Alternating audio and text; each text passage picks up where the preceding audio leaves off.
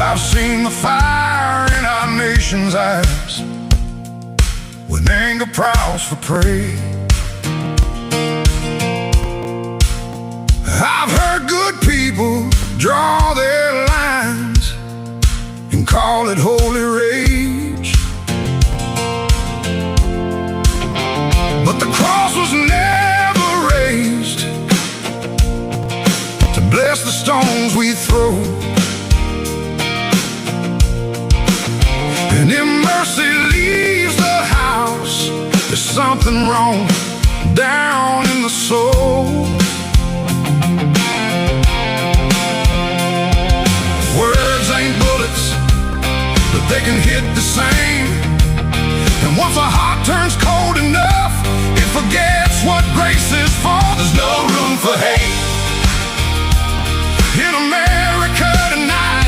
No room in the home where the children need the light. No room in the heart where the Savior's supposed to stay. If Jesus owns the house, then hatred don't got no place. No room for hate. No, no room for hate. No room for hate. You can wave a flag above it, you can quote a verse or two, you can dress it up like justice till it almost sounds like truth. But outrage ain't righteous when it changes with the side. And you can't love your neighbor, treating them like they're downrange. We're all image bearers, breath of God and dust. And you don't heal a broken land by teaching it not to trust. There's no room for hate in America tonight. No room in the home where the children need the light. No room in the heart where the Savior's supposed to stay. If Jesus owns the house, then hatred don't got no place. No room for hate. No room for hate. No room for hate. Drag it to the cross, lay it in the ground. Let the blood of Jesus turn the whole thing around. Truth can still be spoken, courage still can stand, but rage don't get to rule the soul of a faithful man. There's no room for hate in America tonight. No room in the home where the children need the light. No room in the heart where the Savior's supposed to stay. If Jesus owns the house, then hatred don't got no place. Let revival start where the anger breaks. Where the anger breaks. Let healing rise up where the hurt gives way. No room for hate. No room for hate. No, no room for hate. No room for hate. Not in Jesus' name.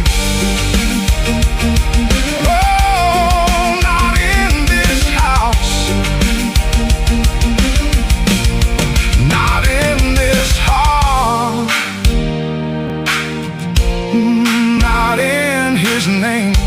No room for hate.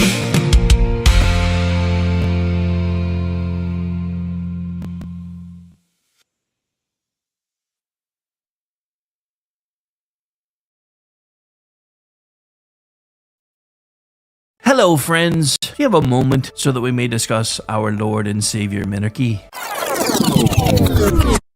No, seriously, I'm just kidding. Hi, my name's Rick Robinson. I am the general manager of KLRNradio.com. We are probably the largest independent podcast network that you've never heard of. We have a little bit of everything, and by that, what I mean to tell you is we have news, pop culture, special events, conspiratainment, true crime, mental health shows, drama productions, and pretty much everything in between.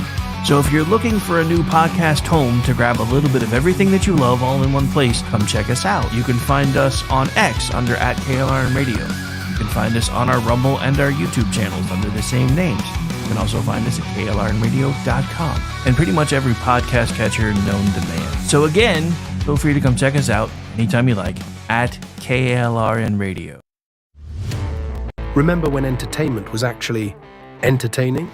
When comedy was about being funny, movies were about telling great stories, and you didn't need a political lecture every time you hit play. Great entertainment still exists, it's just getting harder to find. Even the biggest streaming platforms leave audiences disappointed.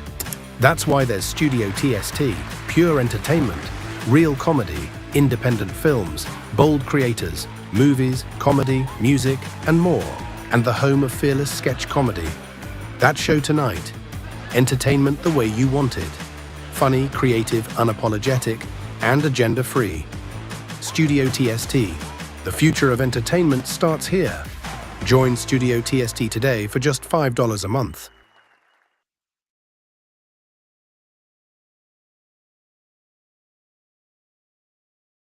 In uncertain times, we could use someone to lean on.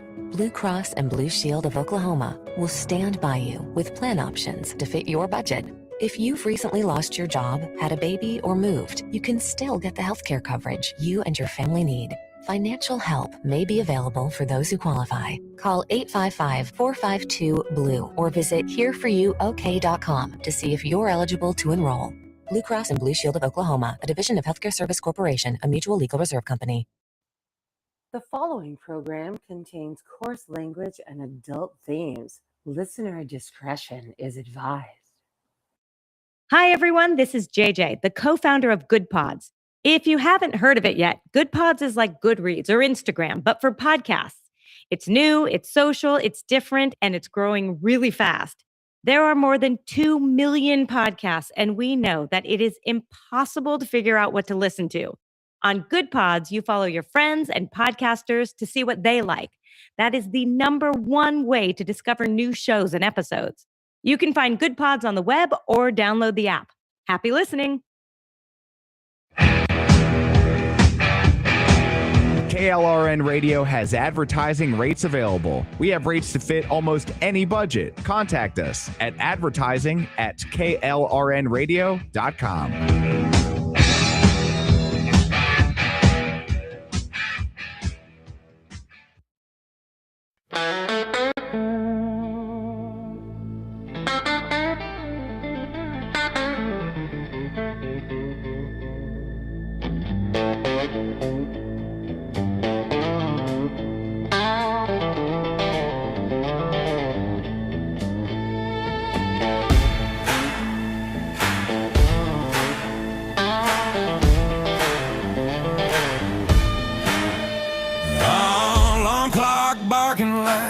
Got a vendetta.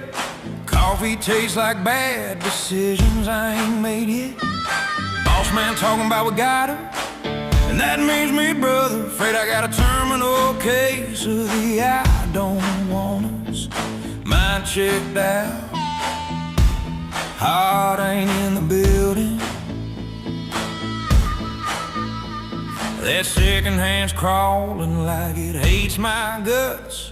The man treating rich like it's a sin. Even God took a beat. So, suck it. Thank God it's Friday, punching out loud. Hands in the air, middle finger to 9 to 5. Bill's still waiting, but tonight I don't care. Cold beer sermon and a bar stool prayer. Take this job and shove it, I quit. Till Monday. Cause tonight I'm free. Yeah, work and wait. It ain't owning me. So raise them up high. Let the whistle blow. Thank God it's Friday. That's all I know.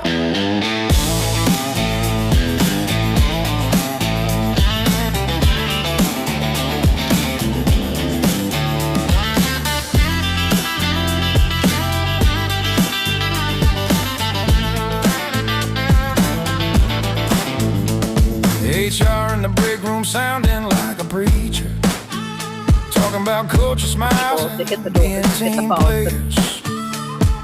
Clipboard dreams on the fluorescent light, selling hours of my life just to make it to Friday night. Got dirt on my jeans, and grease on my hands, clock more over than quality plans. But when that bell rings, it's a holy sound. Feel like chains hit the floor when it echoes around. I ain't lazy, I just work my fill. If rest is a sin, guess I always will. Thank God it's Friday, punching out live. Hands in the air, middle finger to 9 to 5. Bill's still waiting, but tonight don't care. Cold beer sermon and a bar stool prayer. Take this job and shove it, I quit. Till Monday, 'cause tonight I'm free. Yeah, work and wait. It ain't on me.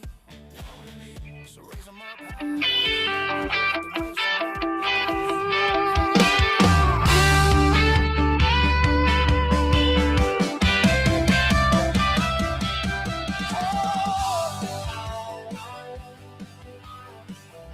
And, that's a little bit too much gain there, brother man. A little bit too much gain. Welcome into the program, ladies and gentlemen. My name is Rick Robinson. We are live right here on the Friday. Finally, Friday edition of the Rick Robinson Show. We got a Denny sighting in the chat room so far. I know a lot of folks are saying they're having issues with the X chat. Just a reminder, we do have the Facebook chat, and we also have the YouTube chat. Those are actually integrated. So if you can't figure out how to make one of them work, just feel free to slide over into the other one. And if you don't want to chat, that's fine too. It's okay. Anyway, it is Friday. I know. I'm struggling. I'm not going to lie. I am struggling today. I've already done one set of production work, but I worked until midnight last night because BZ was like, hey, you want to do a show? And I'm like, I really shouldn't because I have to be up early. And I was like, yeah, I'll do it. So yeah, I worked until midnight, about midnight, 1 o'clock, and then was up again by like 6 trying to get ready for things. And so yeah, I am struggling, but today is the day. So we've got the Finally Friday edition followed by the Weekend News Roundup, which for today should be myself, the bloviating Zeppelin, and then as well as Amy Curtis from Town Hall. And we'll be kicking that off as soon as we wrap this one, and as soon as I confirm everybody's coming. They said so last night, but we were all 3 up late, so I don't know. It may or may not happen. We'll find out together. But anyway, it is Friday. Hope everybody's having a very great and wonderful day. And I just realized I don't have my right set of notes open yet. So one moment, please. Did I mention I'm sleep deprived? I know I said that last Friday too, so it really shouldn't count anymore. But yeah, it's a thing. I said last week, Thursdays are for some reason starting to suck for me. But even though we got a bit of a later start and I had to let the intros run a bit long because I was still working with technical issues behind the scenes, we do have a lot to get into today. But before we get into everything else, I want to, in case you've been living under a rock, Luigi, not the Mario brother, Mangione, pled guilty today to federal charges without any type of a plea deal. So the thing that everybody was really worried about was dude was about to get some sort of a sweetheart deal. He did not get any concessions at all from the federal government. I think he was so concerned about what was going to happen with the state trial that he just wound up maybe thinking that even if I have to serve, life sentences, maybe I can get club fed or something. I don't think that's going to happen, though. Because New York does have double jeopardy rules, which attach to both state and federal charges. The state charges in New York will likely be dismissed. However, now that he's actually admitted, yes, I did shoot him. Yes, I printed the gun. Yes, I took the gun across state lines, blah, blah, blah, blah, blah. There's a good chance he may get some state charges and where they picked him up at now, too. So I don't know if his attorneys just decided they'd had enough or if he was just like, there's nothing else I'm going to be able to do. I'm not going to talk about that one too much because that wasn't anything I really planned on talking about today until it became like a huge news story because there's so many other things that I want to talk about. This nozzle is not one of them. For the family of the guy that was shot and killed, who has been taking all kinds of grief and having people treating you guys like monsters, my thoughts and prayers are with you. This will hopefully be one of the last times I talk about this sleazeball at all. But again, we do have a lot to get into today, and that wasn't even on my stack of stuff. Just wanted to start there because reasons. So the show notes officially begin in Wisconsin because I think much of the political press is interpreting Tuesday's Democratic gubernatorial primary exactly backward. The reassuring version of the story goes something like this. The Democratic Socialists of America, they finally ran into a wall. The adults in the Democratic Party finally prevailed, except there are really no adults in the Democratic Party. Not that there are really any adults in the Republican Party either, let's be completely honest. But Wisconsin Democrats looked at Francesca Hong, looked at her record, looked at her rhetoric, and ultimately rejected the socialist experiment by that much. Therefore, everybody can breathe now. There's nothing to worry about here. We told you this wouldn't be able to happen in a swing state, except Francesca Hong didn't lose by 20 points. She didn't get blown out of the water. She didn't get laughed out of the state and run out on a rail. She didn't finish in a distant third after Wisconsin Democrats considered her ideology and decisively rejected it. She lost by 3,211 votes. I'm going to say that again. 3,211 votes separated an actual Democratic socialist with a capital S from becoming the Democratic nominee for governor in one of the most politically competitive states in America. That is roughly 0.4 of 1 percentage point for those of you that like to do math. So no, my first reaction is not relief. It's not a sigh and a call to relax. And it's not, oh, look, the socialists lost. My first reaction is, holy crap. A capital S socialist came that close to winning in a swing state. And I want to make an important distinction here because candidate quality matters. Hong had liabilities out the wazoo. She had made comments that were easy to turn into opposition material. Some prominent figures on the left stayed away from the race. Bernie Sanders didn't even endorse her. The occasional Cortex didn't endorse her. I'm telling you right now, if Sanders had endorsed her, she probably would have won. Now, and we talked about this a little bit on BZ's show last night. The most embarrassing thing about Tuesday night wasn't the candidates and it wasn't the voters. The people that should be the most embarrassed were the pollsters because they had her running away with it by like 20 points. And she lost. She didn't lose by much. She damn sure didn't lose by enough for everybody to be taking a victory lap and be like, we told you the socialists weren't going to be able to get no. This is not a victory lap moment. This is a Republicans need to wake the F up moment. I said this last night on BZ's show. If you don't know this by now, it is time for you to listen to what I'm about to say. There is about a hair's breadth between the two parties. The only thing that shook things up, and I thought for a while was going to change things, was Donald Trump coming onto the scene. The problem is the bull in the china shop's been neutered. And I don't say that lightly because it took me a while to warm up to Trump. You guys remember me in 2016, I couldn't bring myself to vote for him. I helped get the Libertarian Party on the ballot in Oklahoma because I felt like Oklahoma needed other choices. Then I realized how nuts the big L libertarians are, which is why I'm still a libertarian, but it's with a little L because I'm not quite as crazy as they are.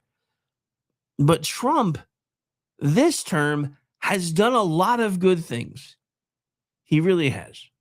But his messaging on a lot of the good things that he's doing has sucked balls and not in a good way. I'm just saying. The whole everybody's upset with the Iran war. You know why? Because he spent his entire election cycle saying no new wars. and then didn't ever really bother to explain to everybody that Iran wasn't a real war, a new war. It's not a real war, but a new war. It's not a new war. It is real. They've been at war with us since 1979, and they know it. But they also know that the American people, when it comes right down to it, have the heart of squishes nowadays. So they're hoping if they can just drag things out just a little bit longer, there'll be a power shift in DC, and then they're going to go back to getting everything they want, which is what they always get from the left. And they're hoping if they can make this as distasteful as possible for the American voters for as long as possible, they're just going to do what they always do and show up for the opposition party and go, okay, we tried, it didn't work. Here's the other thing that irritates me about the attention span of the American people, because if you look at it historically, everybody always says the country does better under Democrats. Really, if that was true, what happened with Washington, D.C.? What happened with Michigan? What happened with cities like Detroit? It's been blue for forever. Here's the thing that nobody really talks about. It looks like things are better on paper when the Democrats are in charge, because the Republicans get in charge so few and far between that they start doing things to turn the economy around. It doesn't happen as fast as those of us that have the attention span of a gnat and the memory of a goldfish would like to have happen. So 2 years later, we're voting for the other guys again. So by then, the policies that the Republicans put in place are finally starting to kick in. The economy's starting to hum, and guess who gets all the credit? And then they change everything and they start running it back into the ground again. And then we go, oh, maybe we should give the other guys a turn again. Oh, they couldn't fix the 8 years worth of crap in a year. That's not good enough. All of this is just nuts to me. Look, I'm not trying to make fun of the younger crowd that thinks socialism is the way to go. As a matter of fact, I have been so inspired by some of the things that I have been researching lately that even though I started with children's books and I have some of those coming through the pipeline, I'm actually writing my first official political book. I'm just starting in the outline phase. Don't get too happy. It'll be a minute because it's probably going to be about as thick as the one I just bought from Amy Curtis when I'm done with it. Because there's things that I don't think anybody teaches anymore, and I'm going to try to teach them. It either will work or it won't. But again, the reason this is frustrating as all get out is we're talking about a capital S socialist nearly winning everything, even if it was by a hair's breadth. So I do want to make one important distinction here, because candidate quality matters, and we talked about this before. She had lots of liabilities. So there were institutional Democrats who clearly believed she would be a disastrous general election candidate, and that is true. It is also true that she nearly won anyway. That is the part that should be grabbing our attention. It should outright be commanding our attention. Wisconsin is not just a deep blue city council district. It is a swing state. Its governorship matters. Its election administration matters. Its policies matter. And the candidate aligned with the DSA came within a few thousand votes of capturing one of the two major party nominations for governor. The argument that this was merely a flawed candidate falling short misses the larger point. A stronger candidate running the same ideological playbook with fewer self-inflicted wounds might have won, and in fact, he did. While it's not necessarily a reason for panic yet, it is a reason to be paying very close attention. So David Crowley won the primary, and that's how the story goes. But the story behind all that and how he got there is interesting. He had dropped out of the race in July because he did not see a path to victory. He returned after Lieutenant Governor Sarah Rodriguez ended her campaign amid a campaign finance controversy. Governor Tony Evers endorsed Crowley and campaigned with him. The institutional party rallied around the candidate it believed had the best chance to stop Hong. And even with that intervention, the margin was 3,211 votes. Now, here's the problem. While the headline is not simply that the socialists lost, the headline is that the socialists nearly won in Wisconsin in a race for governor after much of the Democratic establishment recognized the danger, moved to stop her, and then floated a much more polished version of her. There's only one real policy issue that he's already said this. There's really only one policy issue where there's daylight between Hong and Crowley, and that was data centers. So, yes, the Democrats tried to rally. They stopped the one who was running as an outright socialist. They've now managed to install one who didn't run as a socialist, but is using some of the very same campaign rhetoric. He wants to dissolve things like ICE. He wants to defund the police. He wants to do all of those fun socialist things. But it doesn't stop there, though, either, because we still have to talk about Milwaukee, because the administration of the election became part of the story. The city's results were delayed after election workers exported the wrong information onto the USB drives instead of the vote totals. 5 of the 9 drives reportedly contained audit logs. We talked about this on Wednesday. Staff then had to retrieve the correct data, delaying the reporting by more than an hour. The video of the process matters, and I don't have that clip. I wish I would have thought to grab it, but I didn't. The screen reportedly displayed the words export audit log, followed by a confirmation prompt. That does not prove fraud. It doesn't prove votes were changed. It doesn't establish that anybody was trying to manipulate the outcome, but it does establish that human error becomes a lot less likely when there's a giant button that says export log and they pressed it anyway. And that is definitely a preventable administrative error. And that did occur in one of the most closely watched elections in the country. That distinction matters. We don't need to inflate an error into a conspiracy in order to insist that it was unacceptable. USB drives do not contain the wrong files all the time. Anybody who has ever tried, or they do contain the wrong files all the time. Anybody who has ever tried to give a presentation 5 minutes before a meeting understands this.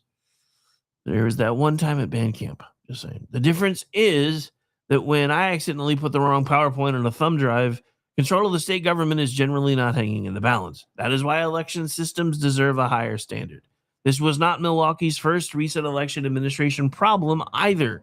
Critics have pointed to an unseated voting machine door in 2024, ballot shortages in 2025, and now the wrong export in 2026. Each event has its own facts. None should be casually transformed into proof of a stolen election. Should, however, be a continuing run of proof of potential incompetence. Taken together, however, they also create a completely legitimate question about training, procedures, redundancy, and public trust. State Representative Scott Krug has called for a legislative investigation into Milwaukee's central count. He has also said he remains open to allowing earlier processing of absentee ballots, while warning that an extra processing day would not solve personnel and training problems by itself. That is a reasonable place to begin. Find out exactly what happened, document it, and correct the process, and then make the safeguards visible to the public. Election officials often ask the public to trust the system. Trust is not created by telling people that every concern is dangerous. Trust is created by demonstrating competence, which is something Milwaukee doesn't seem to have. They also have to acknowledge their mistakes and then correct those mistakes and show the work so people can see that they've actually corrected those mistakes. The result in Wisconsin should stand or fall on verified ballots and lawful procedures, not on speculation. The available reporting says the delay involved an incorrect data export, not altered votes. That, ladies and gentlemen, is what I call the Joe Friday version, just the facts and only the facts. But the Joe Friday version is still serious. In an extraordinarily close statewide primary, Milwaukee election staff made an avoidable mistake while exporting results, and the public deserves a full explanation of how it happened and how it will be prevented in November. Now, step back from the mechanics of the count and look at the political movement that almost won. The Democratic Socialists of America does not describe its electoral work as a collection of unrelated candidates who happen to share some policy preferences. Its own national co-chair, Megan Romer, described a deliberate strategy for building power through elections. David Remnick of The New Yorker asked her about that strategy. We're going to be playing a clip here in just a moment, and I want you to listen very closely and very carefully to the language that she used. It'll take me a second to get it queued up because that was part of what I was fighting with earlier. So one moment, please.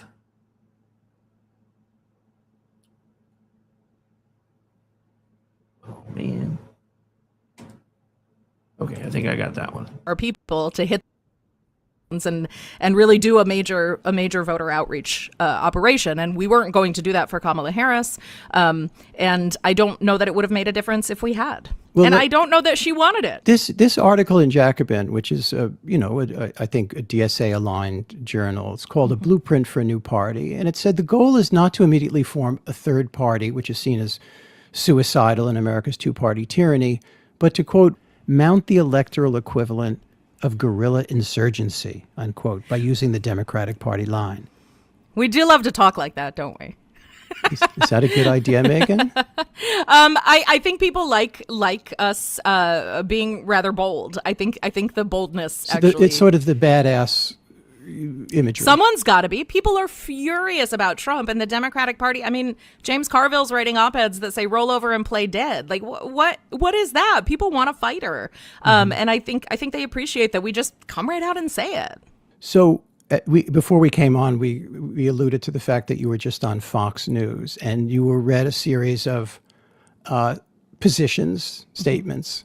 You very cheerfully responded, yes, without any embarrassment to this, series of issues. I think open borders was one. Why are you for open borders? I think to a lot of ears, it sounds like. All right, so there's the first clip that we're going to be playing today. I have several that we'll be pulling from kind of the same source video, just to give you an idea of who it is that we are officially starting to fight against, whether anybody wants to admit it or not.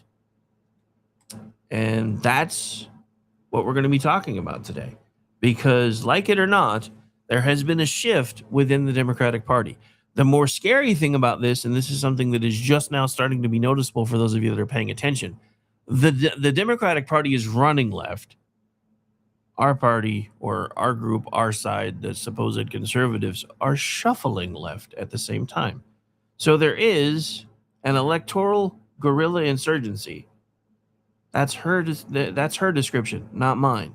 That phrase tells you how the organization sees its relationship with the Democratic Party and with existing political institutions. The objective is not merely to publish a platform and hope voters discover it.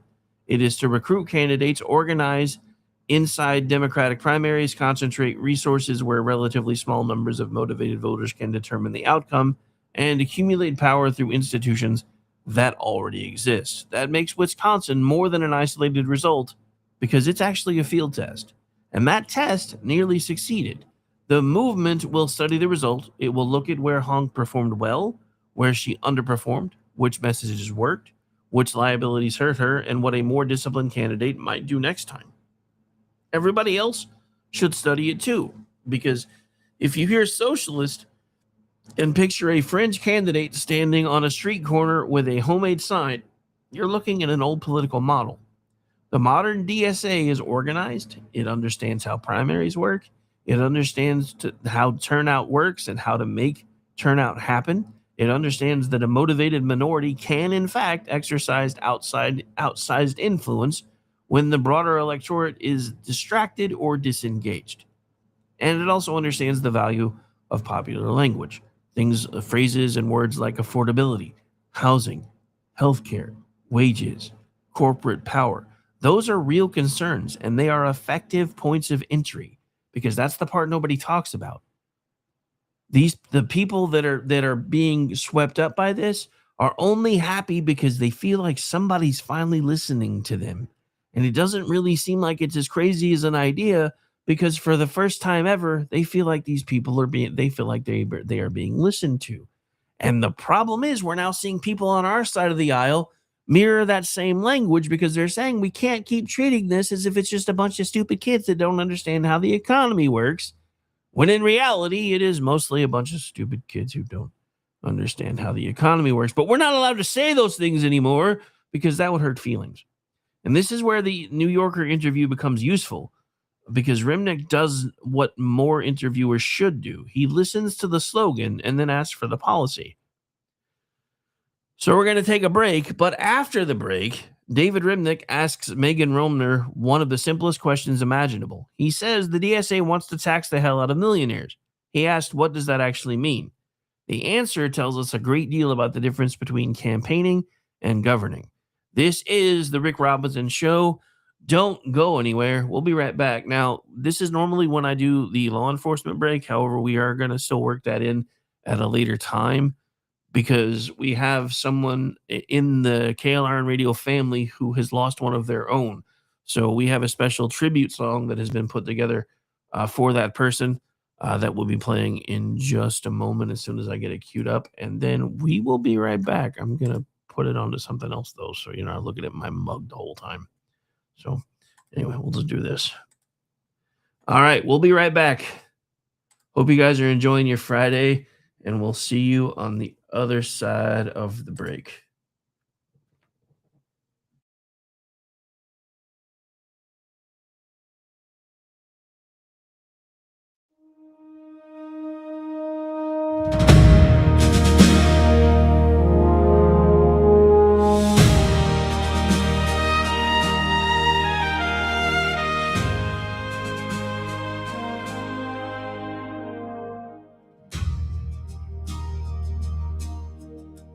Born in Oklahoma City, 1943, young Manny Beck raised his hand for the guard at 16. Then the call came hard and the jump boots laced tight. Special forces training, Green Beret in the light. He shipped out to Nam in the heat of 68. Project Sigma, B-56, the secret ones who wait. Manny Beck, walking point in the dark. McVie sober recon, leaving no mark. From the jungle trails where the shadows still speak, to the Oklahoma sky where the rotor blades peak. Hero on the ground, guardian in the air. Manny Beck still standing, ready to defend anywhere. 1-0 and 1-1 on teams that few would know, across the fence into places no map would show.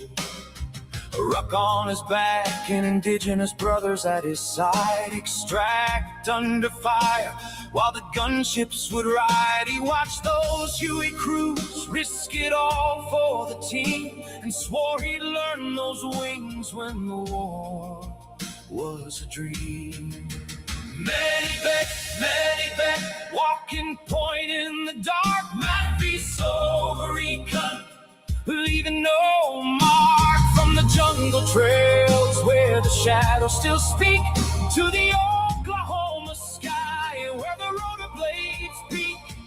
Hero on the ground, guardian in the air. Manny Beck still standing, still answering the prayer. Home from the war, 3 years on the street, and 27 more in the OCPDC. Lieutenant of the Air Support Unit, watching over the town.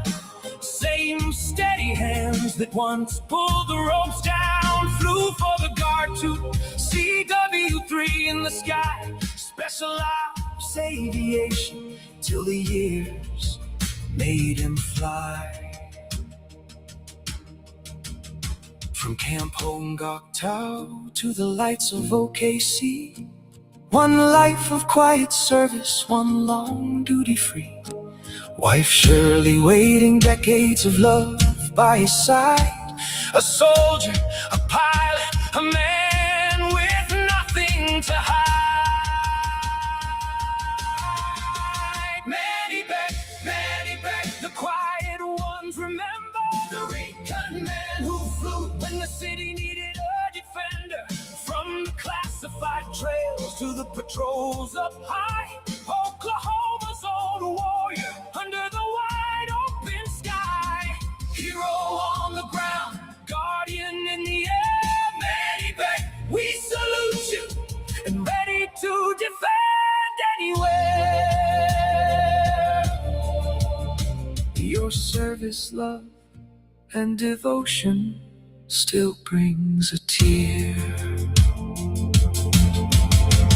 Manny Beck.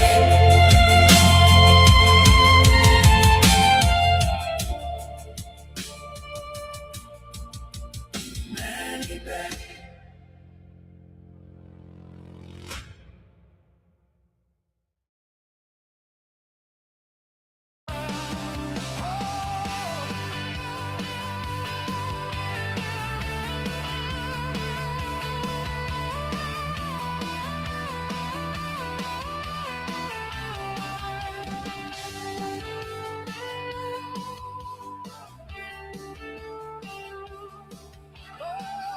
And welcome back into the It's Finally Friday edition of the Rick Robinson Show, live right here on KLRradio.com. And to Mr. Manny Beck and the family of Mr. Manny Beck, first of all, Godspeed, sir. We have the watch. And to the family, you are in our thoughts. All right, back to the program as it stands, because we have way too much to get through. All right, so let me get back into my notes here. So the slogan at some point has to become policy. So welcome back into the Rick Robinson Show. So before the break, we heard Megan Romer, the national co-chair of the Democratic Socialist of America, describe the organization's approach as an electoral guerrilla insurgency. That phrase is important because it tells us the DSA does not consider what happened in Wisconsin, some random political accident.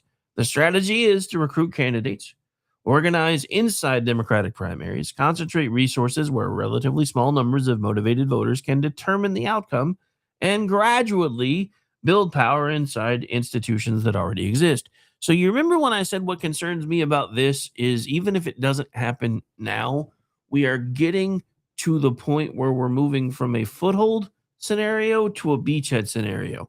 And based on the language that she is using, they understand that too. Because Francesca Hong, remember, came within approximately 3,200 votes of making that strategy work in a gubernatorial race. And the scariest part is the establishment Democrats thought they stopped her. And this guy that is now their candidate is only one policy different from her. They disagreed about data centers, everything else they line up with. So now we're going to have to move beyond the strategy because their strategy didn't really work. They thought it did, but it's kind of like, remember what happened in Virginia? She ran as a centrist and then got elected and just sprinted left as quickly as possible. I still think that was dumb because, look, I have no illusions that this is not going to be a toss-up in November because it seems like every time we think things are going our way, our side manages to snatch defeat from the jaws of victory. But at the same time, it could have been a blowout. If these people would have just hung on to their crazy bits just for a couple more months, it could have been a blowout, and then we would have been screwed. Even if they take things back, I think they're going to wind up being in the same kind of position the right is in now. The difference is when the left gets in that position, they will fight tooth and nail with rocks and spears and words and whatever they got. Look at what they've done to Trump. They have sued him repeatedly to slow down his progress. It doesn't matter that they've drained their entire coffers, ladies and gentlemen, to slow him down. Nobody talks about that part. They were broke to begin with, but with all these lawsuits that they're bringing, they're getting even more broke, but they don't care because if they can slow him down, if they can make it seem like he's not able to get anything done, it's going to make it that much easier for them to first win back the House and the Senate and then hopefully win back the presidency in 2028. So this is where David Remnick's interview with Romer becomes especially valuable. Remnick did not scream at her. He did not call her a communist. Probably should have, but he didn't. He didn't turn the interview into a cable news food fight. Hello, Sean Hannity. He did something much more revealing. He asked follow-up questions. That should not be revolutionary journalism, but apparently we live in revolutionary times. One of the Democratic Socialists of America's most familiar economic positions is that billionaires should not exist and millionaires should be taxed much more heavily. Romer offered the slogan in its bluntest form, tax the hell out of the millionaires. Remnick asked the obvious question, what does that actually mean? And give me a second because I'm gonna get Hit the doors and hit the phones and that's not the right one, but I'm gonna load it. Hang on.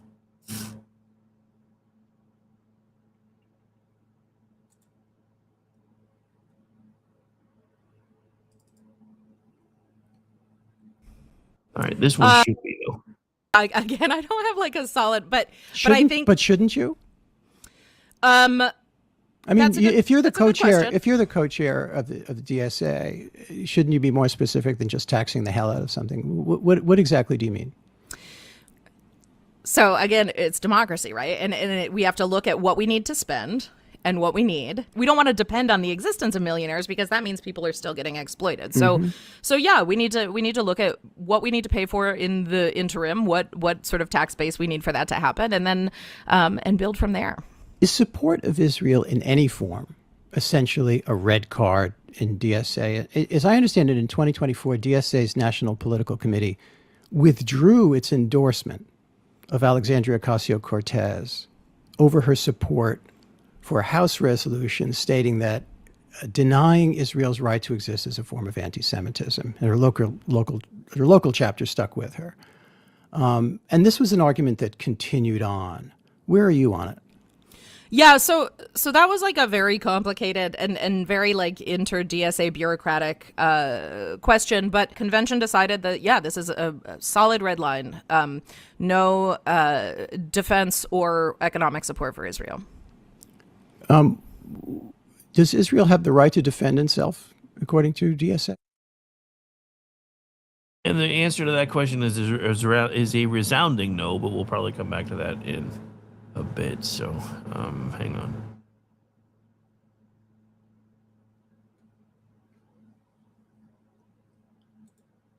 Let me just go ahead and clear that out of here for now.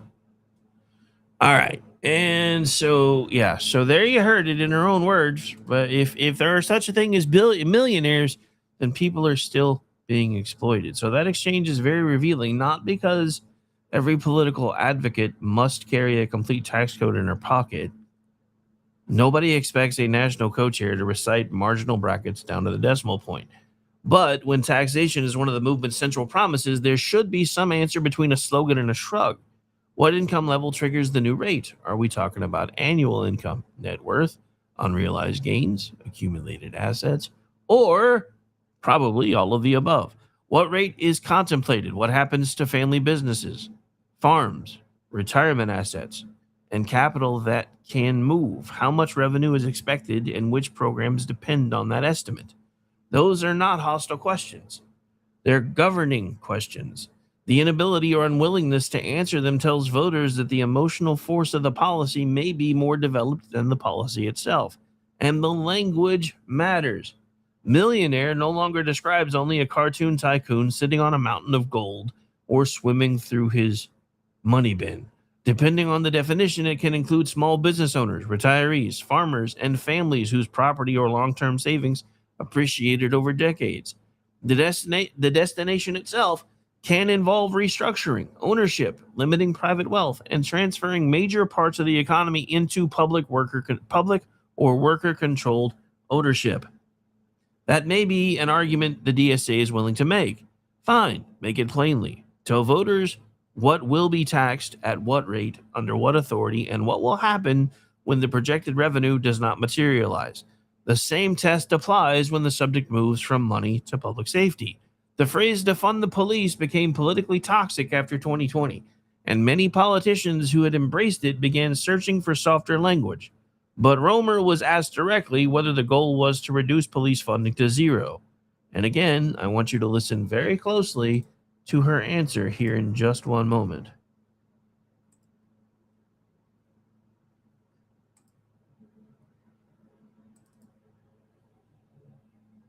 Every year, there's that But don't get tested. Should they be maintained? I am not in favor of getting rid of police entirely tomorrow. No, defunding the police means no funding. I think that's I don't think plain so. English. I think Well, I tell think me it what means I think it means taking funding back and moving it elsewhere. Right. So pulling some of that funding back To what and moving extent? it elsewhere. To the extent to which we are fully funding social services, to which we are fully funding schools, lunch programs for kids, after school programs for kids. Communities should be clean and they should be safe. We should be funding putting trees up so people have more. I don't think anybody's going to argue about any of that, trees or anything of the like, but they're concerned. But they do, because there's always more money for the police budgets, and there is never money for how do we just literally make our communities safer, nicer, healthier, and that does come to the question. We say we don't have enough money. Why do you think a number of politicians in your orbit who use the rhetoric of defund the police have kind of taken it back or muffled it or gotten rid of it entirely? I think you see, different phrasings of the same idea. And, if we're just talking about branding, I think that's not really the exercise we need to be spending a bunch of time on. I think we need to be talking to people about what makes your community safe. And that is how DSA functions. We have a million conversations on the door. We are out in the communities actually changing minds. Democrats really like a slogan. They like an ad. They like a mailer. You've made an argument for abolishing the Senate. And we both live in a state that has I don't know what multiple of a population of Wyoming, which also has 2 senators. We all understand that. The Electoral College, we understand why it was put in place in the first place. Oh, yeah, she understands why it was put in place. But here's the thing. They don't really want to dissolve the Senate. They just want to change something. And here's the thing. If you listen to the DSA folks, they tell you all the time that they feel like the Senate is anachronistic. And the sad part is, ladies and gentlemen, they're not wrong. As soon as it became elected by the people instead of being the voice of the states, it became something that wasn't really necessary anymore. There is a reason the House of Representatives was elected by the population and the Senate was appointed by the states. It gave the states a say in how the federal government treated them. That voice has been taken away. So the fact that they're wanting to create a unicameral legislature and basically remove the second house, but fold it in and expand Congress, doesn't necessarily mean they want to get rid of the senators. They just want to get rid of the Senate itself because to them, it's not necessary anymore. And unfortunately, after the passage of the 17th Amendment, they're not necessarily wrong. That's the scariest part.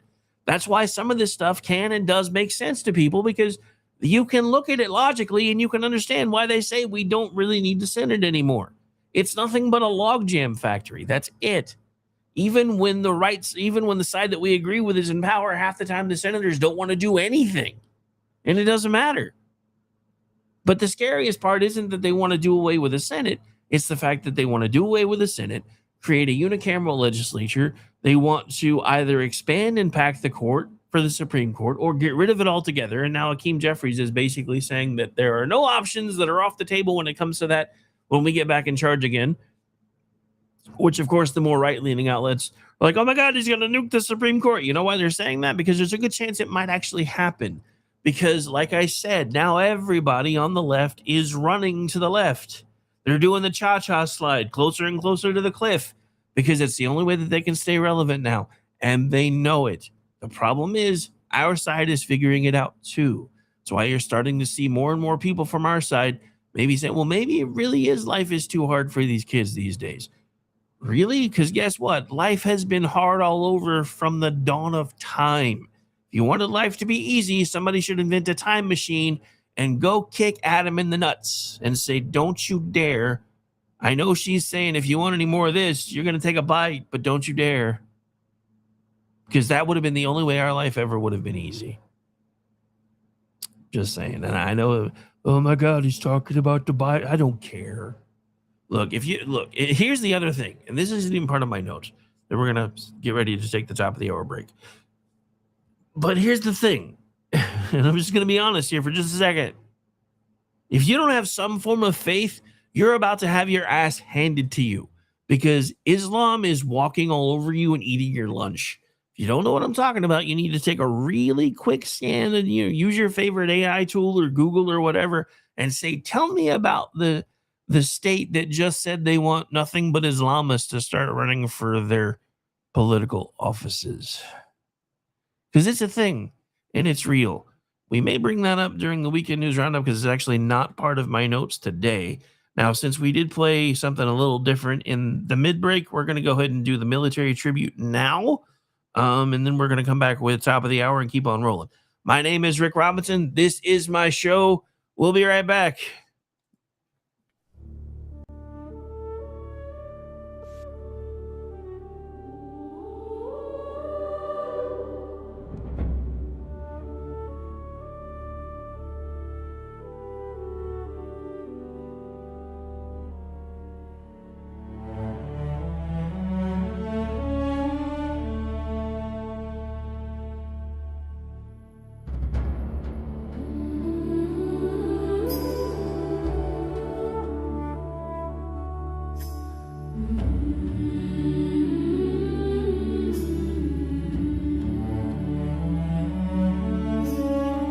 Before the oath was spoken out loud, before you stood apart from the crowd, there was a moment, quiet and clear, when you chose to stand while others stayed here. You raised your hand with a steady resolve, knowing some nights don't end when the mission's done.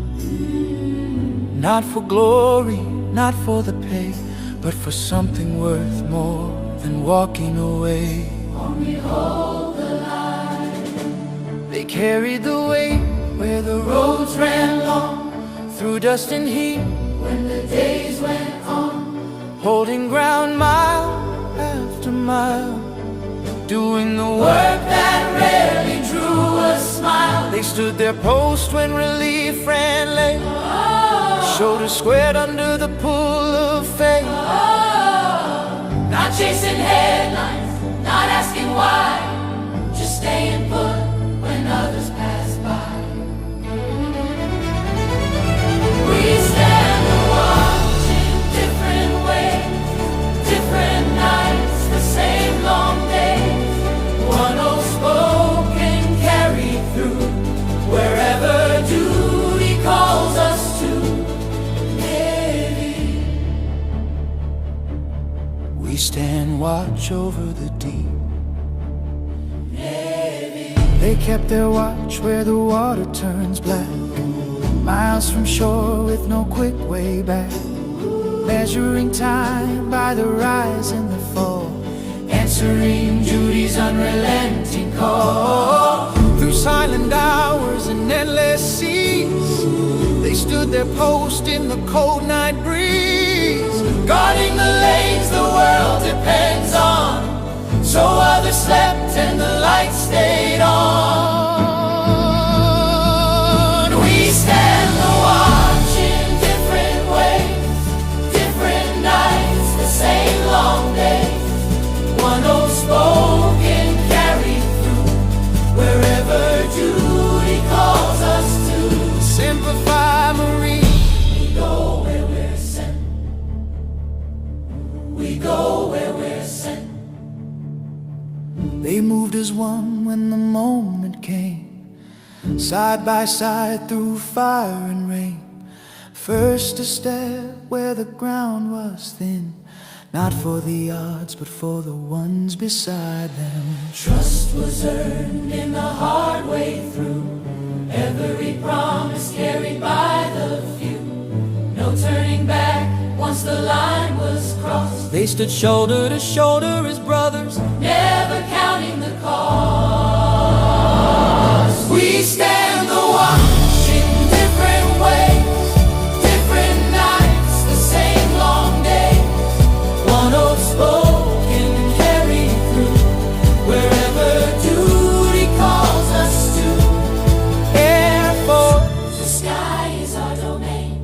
Air Force, the sky is our domain. They held their focus where seconds seem eternal, soaring between clouds and blue. Every movement measured and true, knowing what one clean moment could do. They watched the whole while guarding the small, every mission tied to a larger call. Calm under pressure, steady and clear, keeping the promise from far overhead. Space Force, we guard the dark without faith. They keep their vigil where silence reigns, beyond the weather, beyond the rain, watching the paths language that the world relies on, long before the warning lights come on. No cloud, no banners, no clear view. Just constant care in a canvas full of stars. Standing the watch through the endless night, guarding the systems that keep us in light.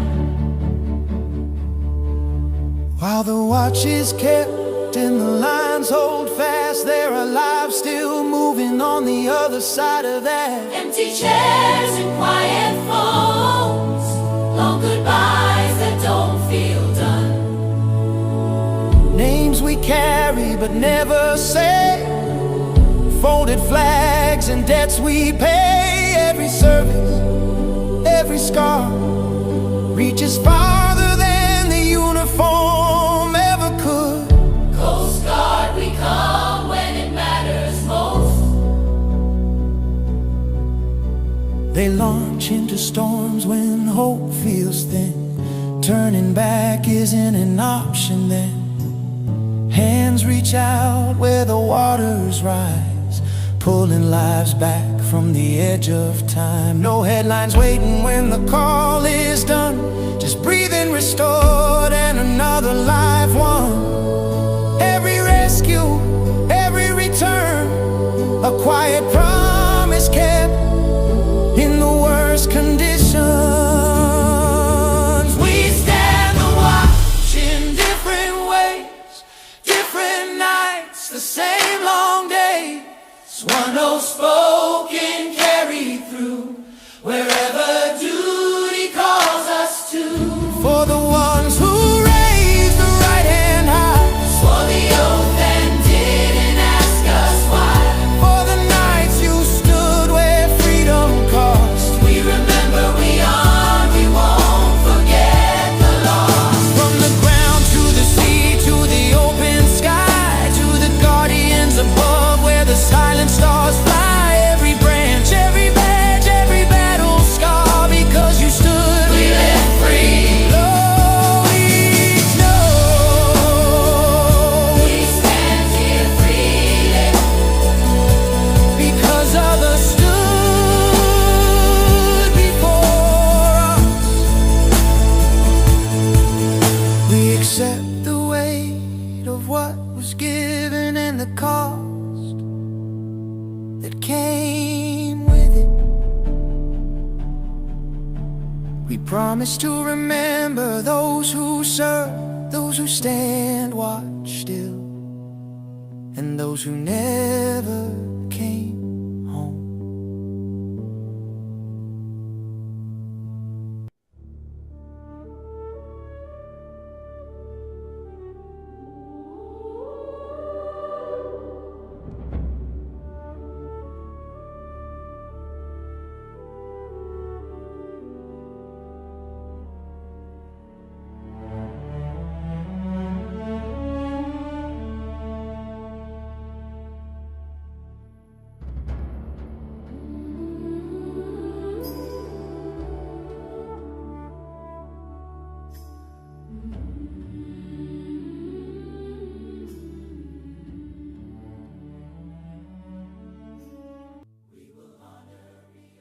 Hello, friends. Do you have a moment so that we may discuss our Lord and Savior Minarchy?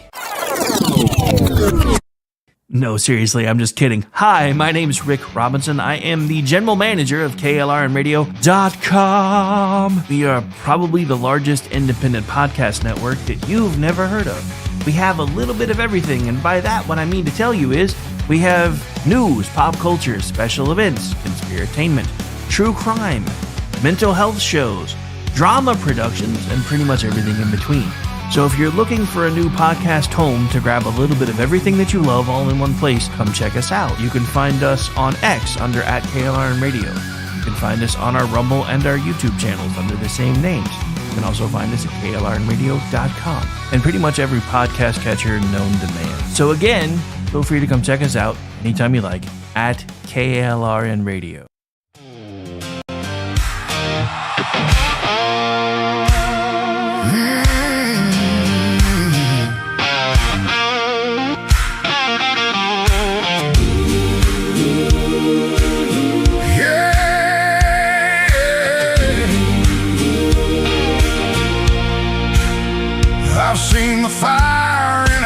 nation's ass when anger prowls for prey. I've heard good people draw their lines and call it holy rage, but the cross was never raised to bless the stones we throw. And if mercy leaves the house, there's something wrong down in the soul. Words ain't bullets, but they can hit the same. And once a heart turns cold enough, it forgets what grace is for. There's no room for hate in America tonight. No room in the home where the children need the light. No room in the heart where the Savior's supposed to stay. If Jesus owns the house, then hatred don't got no place. No room for hate. No, no room for hate. No room for hate. You can wave a flag above it, you can quote a verse or two, you can dress it up like justice, till it almost sounds like truth. But outrage ain't righteous when it changes with the side. And you can't love your neighbor, treating them like they're downrange. We're all image bearers, breath of God and dust. And you don't heal a broken land by teaching it not to trust. There's no room for hate in America tonight. No room in the home where the children need the light. No room in the heart where the Savior's supposed to stay.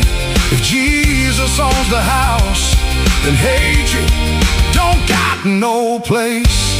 No room for hate.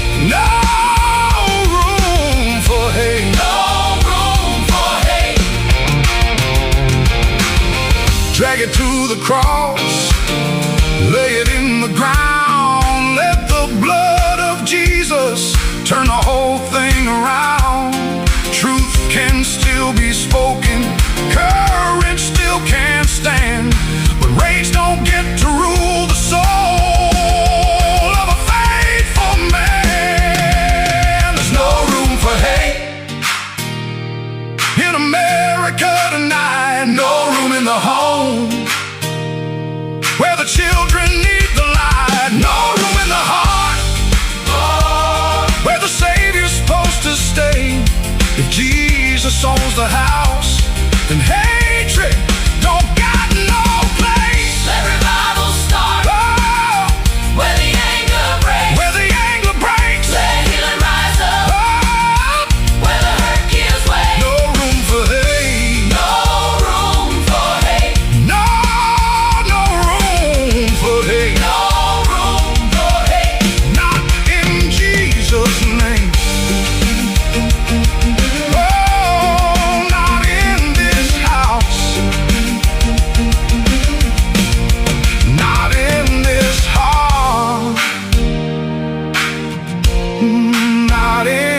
Name.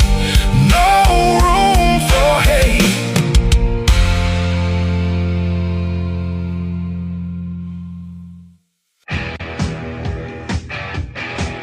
KLRN Radio has advertising rates available. We have rates to fit almost any budget. Contact us at advertising@klrnradio.com.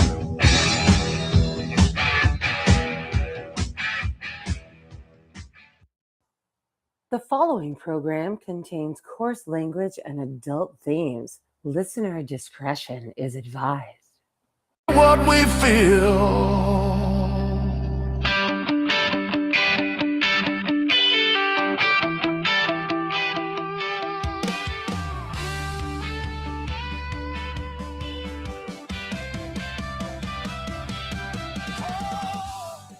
And welcome back into the program, ladies and gentlemen. Sorry, we're in hurry up offense because I got way too many notes and we got less than an hour to get through them because we got the Weekend News Roundup coming up right behind me. So yeah, we're not. We didn't play all the fun stuff, and I'm sorry. Today's not really a fun episode anyway because things are scary. They really are. So again, before we went to the break, we were discussing the whole Megan Romer talking about defund the police and how she's like, we should defund them to zero, but not really. So this isn't merely a dispute over whether a city should move a few dollars from one department to another.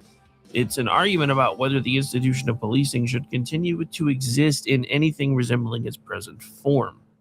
Supporters will say that public safety can be reimagined through social services, mental health response, housing, violence interruption, whatever the hell that is, and community institutions. Some of those programs might in fact be useful. Some may deserve more funding. Some calls now handled by armed officers may be handled better by another kind of responder. But again, that should be a community decision. None of that answers the final question: who responds when somebody is violent, armed, predatory, or determined not to cooperate? Every society assigns someone the authority to intervene physically when persuasion fails. The abolishment of one institution does not abolish that need. It transfers the power somewhere else. So voters deserve to actually know what replaces the police in her mind, who staffs it, what authority it carries, how it is held accountable, and what happens during the actual transition. This is why the Wisconsin result matters. A movement holding these positions did not remain confined to an academic seminar or an activist convention or to, a faculty lounge. Its candidate came within 3,211 votes of a major party nomination for governor. And then the even scarier part about all that is, again, remember, the guy who they propped up to beat her basically turned into her, sans the dress and sans the argument about data centers. But then we get to the foreign policy portion of the interview, and that reveals the same gap between morally forceful language and the difficult details of governing. Romer was asked about Israel and the Palestinians.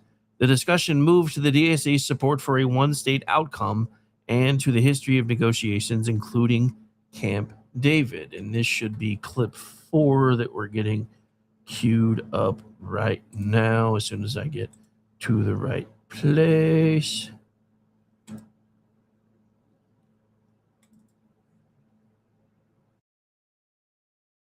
Does taking that position, however principled, distract from DSA policies that might really succeed or be more urgent? I don't think so. I think taking principled positions tells people that you're principled. And I think we see voters really responding to that. And we see people saying, oh, you're actually thinking about the systems. Even Thomas Jefferson, for all of his heinous problems, I think he was writing letters to James Madison where he talked about we need a new constitution every 19 years because he did some calculation in his head that that is when a generation changes over. And he said people should not be haunted by these rules set for them by previous generations. So this is not actually, it's not a new concept to say like, hey, wait a second, why are we doing this thing this way? Give me the dynamics within DSA. Alexandria Ocasio-Cortez and Zoran Mamdani, too, have been criticized by people in DSA for moderating various positions. AOC took advice from Nancy Pelosi. Mamdani retained the New York City police commissioner from the previous administration. Yep. So what I think often on the outside looks like infighting or mess, we just call it democracy. We think it's good. We're always happy to pick apart anything, ruthless critique of all that exists, to use a Marxist phrase. You've quoted Marx now a few times in our conversation. I did quote Thomas Jefferson too. So not happily, not without ambivalence. Well, I was ruthlessly critiquing him for all that exists. You think you're going to get far by quoting Marxist theory in this country, or do you think that that kind of Cold War? Oh no, trust me, she thinks they're going to get really far by quoting Marx, because they are getting really far by quoting Marx. That should terrify all of you. And I don't know why this is suddenly being so weird. Hang on. Oh, I know what happened. I hit a button and didn't mean to. That was weird. That was very, very weird. All right. But yeah, no. She thinks she's going to get very far by quoting Marx because a lot of the younger people think that communism is the way to go. And I think somehow my clips got out of order because I think that was actually the fifth one. Let me take a look here. Hang on. Yeah, I think that may have been the fifth clip. So we'll get into that part in a second. But so here's the thing about the one state outcome. So they don't want a two-state solution for Israel and Palestine. Remember that whole from the river to the seas things? Yeah, that thing. So a one-state outcome is not a small adjustment to the existing peace process. It raises fundamental questions about national self-determination, security, citizenship, political control, and the future of Israel as a Jewish state. When Remnick invokes Camp David, he is pointing to the fact that his conflict has a history. Proposals have been made, negotiations have failed, leaders on every side have made choices, and civilians have paid the price. A serious governing position must contend with that history. It must explain not merely the desired moral destination, but the means of getting there, the parties who must consent, the security arrangements required, and the consequences when armed actors reject the settlement. The pattern across these clips is consistent. On electoral politics, the movement has a strategy. On taxation, it has a slogan, but few specifics in the interview. On policing, it states a radical destination, but leaves replacing the institution largely undefined. On the Middle East, it advances an outcome without adequately resolving the historical, political, and security barriers that stand between the present and that outcome. That doesn't mean every person attracted to the DSA has studied or endorsed every consequence of every plank. Many voters hear a message about affordability, wages, healthcare, rent, or frustration with political elites, and to them, those concerns are very real. But the people asking for power are responsible for the complete agenda, not only the most popular entry point. We talked about this a little bit last night on BZ's show when we talked about the passage of the permanent income tax through constitutional amendment. When the left and even some Republicans of the day convinced people this was a good idea, they used much the same language that is used today. This is a tax that is not going to impact you. Back then, I believe the numbers they threw around was a 2% tax on the top 1% of America. However, when the amendment was put together, none of the language that said you aren't going to ever have to pay this was ever in there. So what this was a foot into the door to be able to turn you over and shake your pockets whenever you wanted to. And in the 70s, we were pretty much there. If you added up in almost every state, the city, the state, the local, the federal, and all the different taxes, our top tax rates were anywhere between 75 and 80%. Until Reagan came in and said, no, this is not how this is supposed to work. And the left hated him for it because it put more money back in everybody's pockets. And like it or not, because the left keeps telling you that trickle-down economics don't work, they do. They actually do, because what happens is the people that generate jobs or create jobs and generate wealth are able to hire more people. We saw this in Trump 1.0. More people were hired. Wages were going up on their own, not artificially being raised by the government. But the problem with all of this is these people don't care about you. And I'm going to say this again, neither side honestly gives a damn about you or me.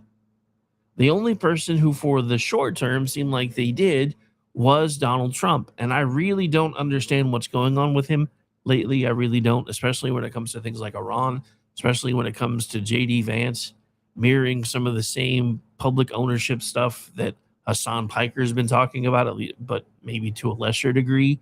I mean, because Hassan Piker thinks Bernie Sanders didn't go far enough with his idea to scoop up 50% of the stock of AI companies and turn it over to the government. But even J.D. Vance is starting to say things like this. If there is, and I contend that, again, this is where we are, there's almost no daylight between the two parties. What the hell are we doing? Where did our freedoms go? I talked about this on the show with BZ again last night. If you want to look at who's free in this country, look at the immigrants. They get all the stuff. They get told they can have everything. Look at the Islamists. They're allowed to pray in the streets. They're allowed to have Muslim call to prayer blaring from sunup to sundown 5 times a day.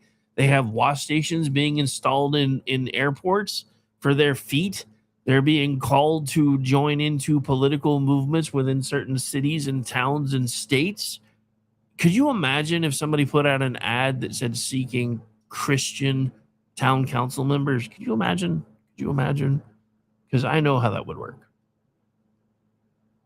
So, but that's why interviews like this one matter. The most effective response to a sweeping ideology isn't hysteria, it's specificity. What do you mean? How would it work? Who pays for it? Who are you going to use to enforce it? What replaces the institution you abolished? What happens when the plan encounters resistance, scarcity, violence, or unintended consequences? Those questions do not suppress democracy. They make democratic consent possible. Now bring it back to Wisconsin. Hello, Wisconsin. Francesca Hong lost. David Crowley won. That is the result. The warning is contained in the margin.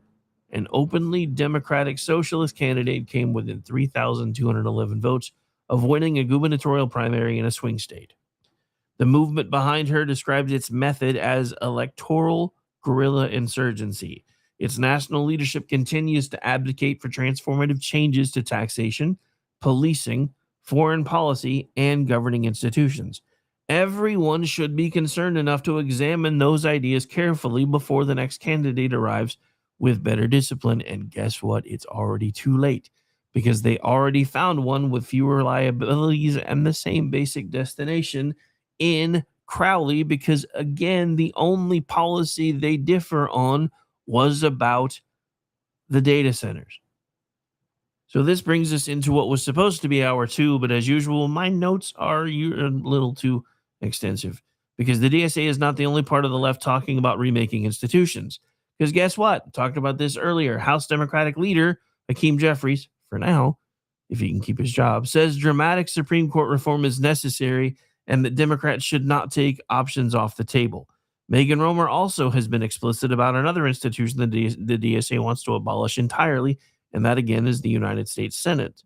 So as we continue to go through this, we will separate fact from conflation in 2 election law victories, look at the latest collapse of a 2020 alternate elector prosecution, and examine the federal allegations now surrounding the Southern Poverty Law Center and the questions being asked about Jocelyn Benson's past role there. Different stories, one common question. When political movements say existing institutions stand in the way, what exactly do they intend to build in their place? We're going to get into that right now because we don't have time to take the break anyway, and we're already blown past everything anyway already. So hang on just a second. I got to find my notes here. All right. So earlier in the program, we examined a political movement that openly describes its strategy, again, as an electoral guerrilla insurgency. However, the kids seem to think it's awesome. We heard the national co-chair of the Democratic Socialists of America struggle to translate tax the hell out of millionaires into an actual tax policy. We heard her explain that defund the police. We heard her explain that the ultimate goal of defunding the police is reducing police funding to 0, even though she tried to walk that back in the middle of that clip, but then it came right back around to it. We heard her endorse a one-state outcome for Israel and Palestine before acknowledging that she could not discuss the specifics of one of the most important modern attempts to negotiate that conflict. And we kept returning to Wisconsin, where a Democratic Socialist with significant political liabilities came within 0.4 of 1 percentage point of capturing a gubernatorial nomination. Hour 2, which is officially supposed to be starting now, but we're already 90 minutes in, is going to begin with another part of the DSA program, abolishing the United States Senate.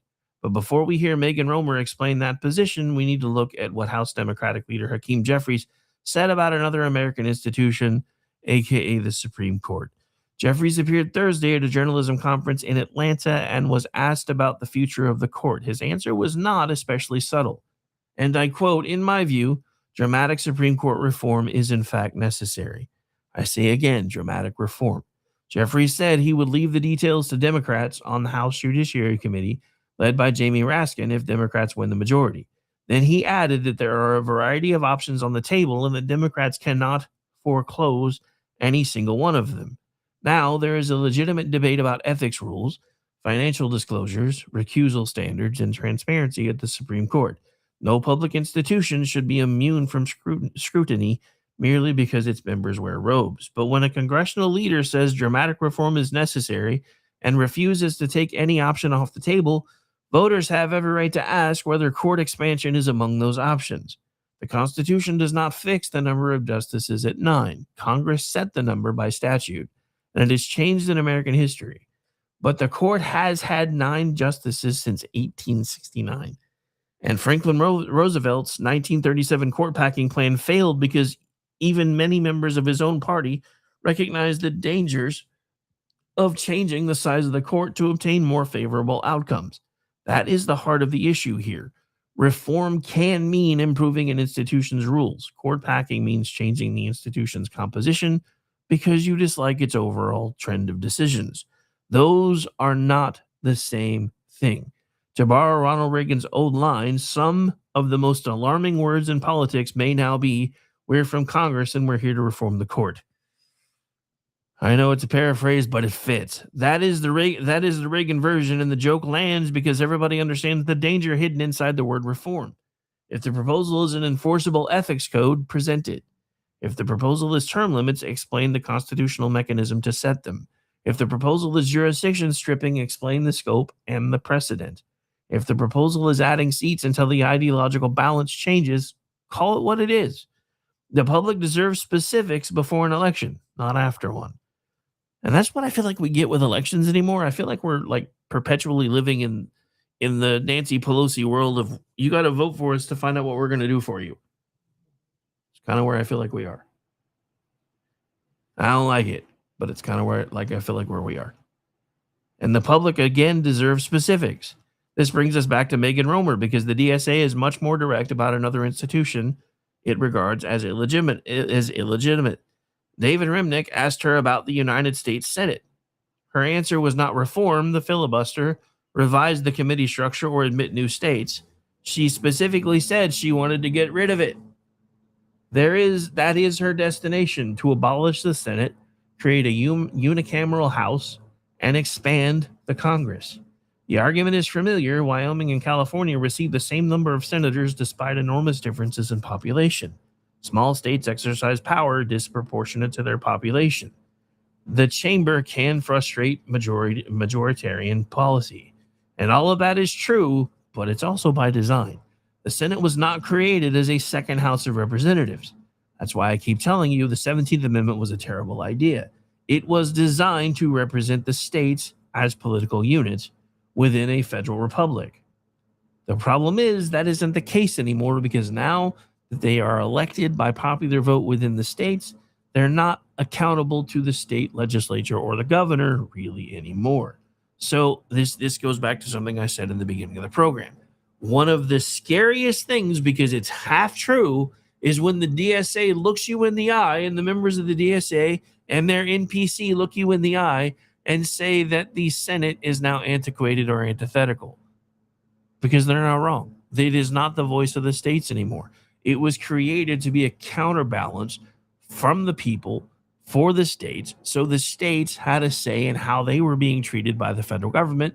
That's why there were 2 separate branches of our Congress. One, the House, the voice of the people, which is why it's based on population.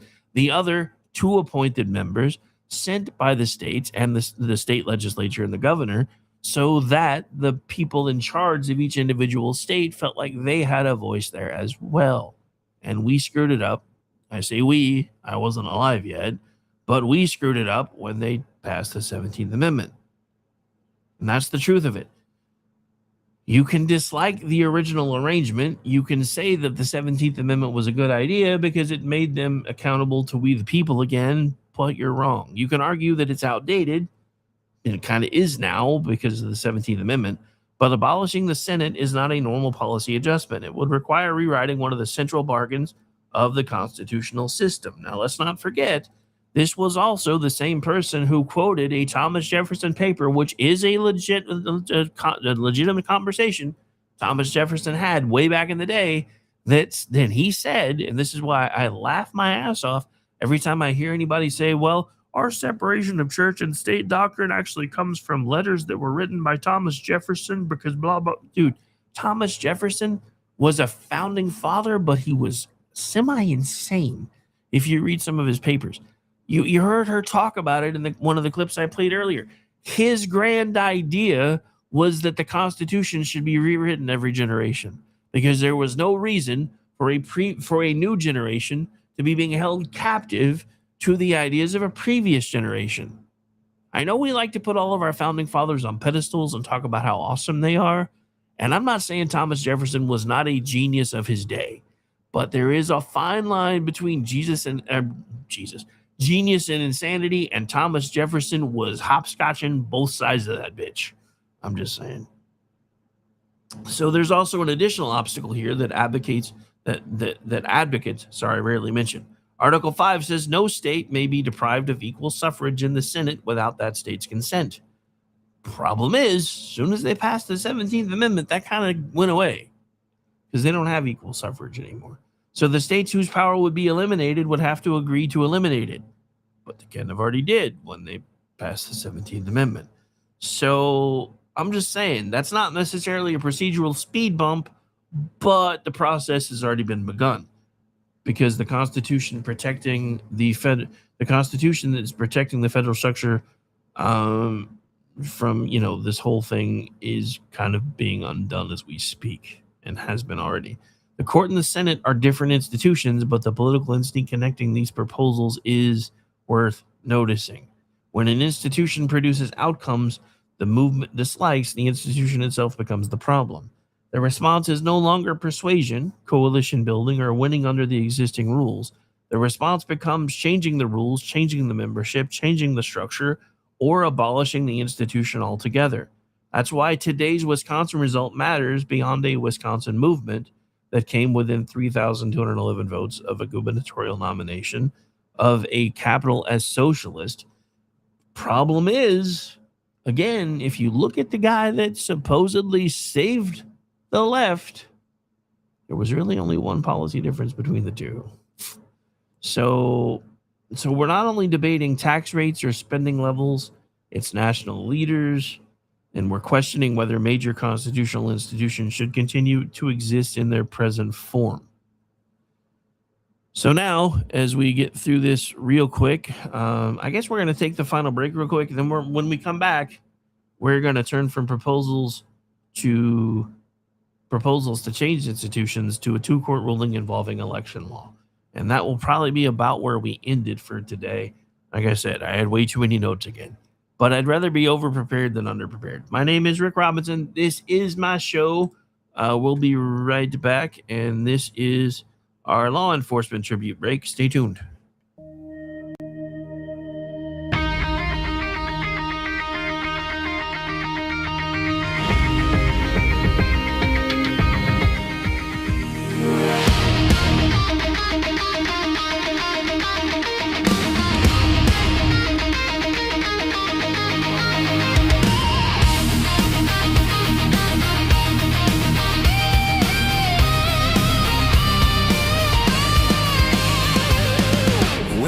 Comes in, somebody answers. Day or night, they're already moving. Calm voices, fast hands, doing the work while the rest of the world freezes. From a headset to a truck, from a badge to a door, they don't stop to count the cost. They step in when it matters. It's not about being seen, it's about being there.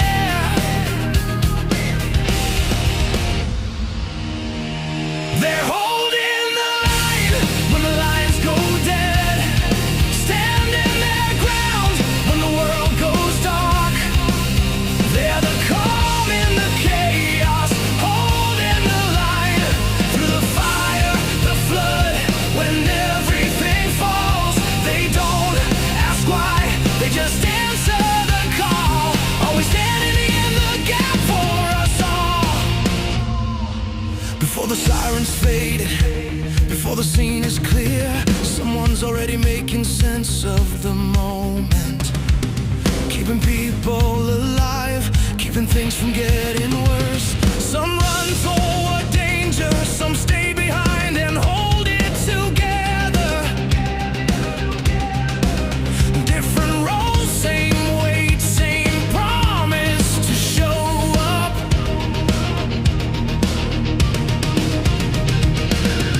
When everything's on the line, they're already there. They're holding the line when the lines go dead, standing their ground when the world goes dark. They're the calm in the chaos, holding the line through the fire, the flood. When everything falls, they don't ask why, they just answer the call. Always standing in the gap for us all. This is service, this is sacrifice, this is how lives are saved. No spotlight, no applause, just showing up again and again. They're holding the line when the world goes dark. When everything's breaking, they hold their ground. They're the calm in the chaos, holding the line. So we raise our voices for the ones who stand. Every voice, every badge, every helping hand. They don't ask why, they just answer the call. Always standing in the gap for us all. Always standing in the gap for us all. For those who run and for those who hold steady, for those who stand in the gap.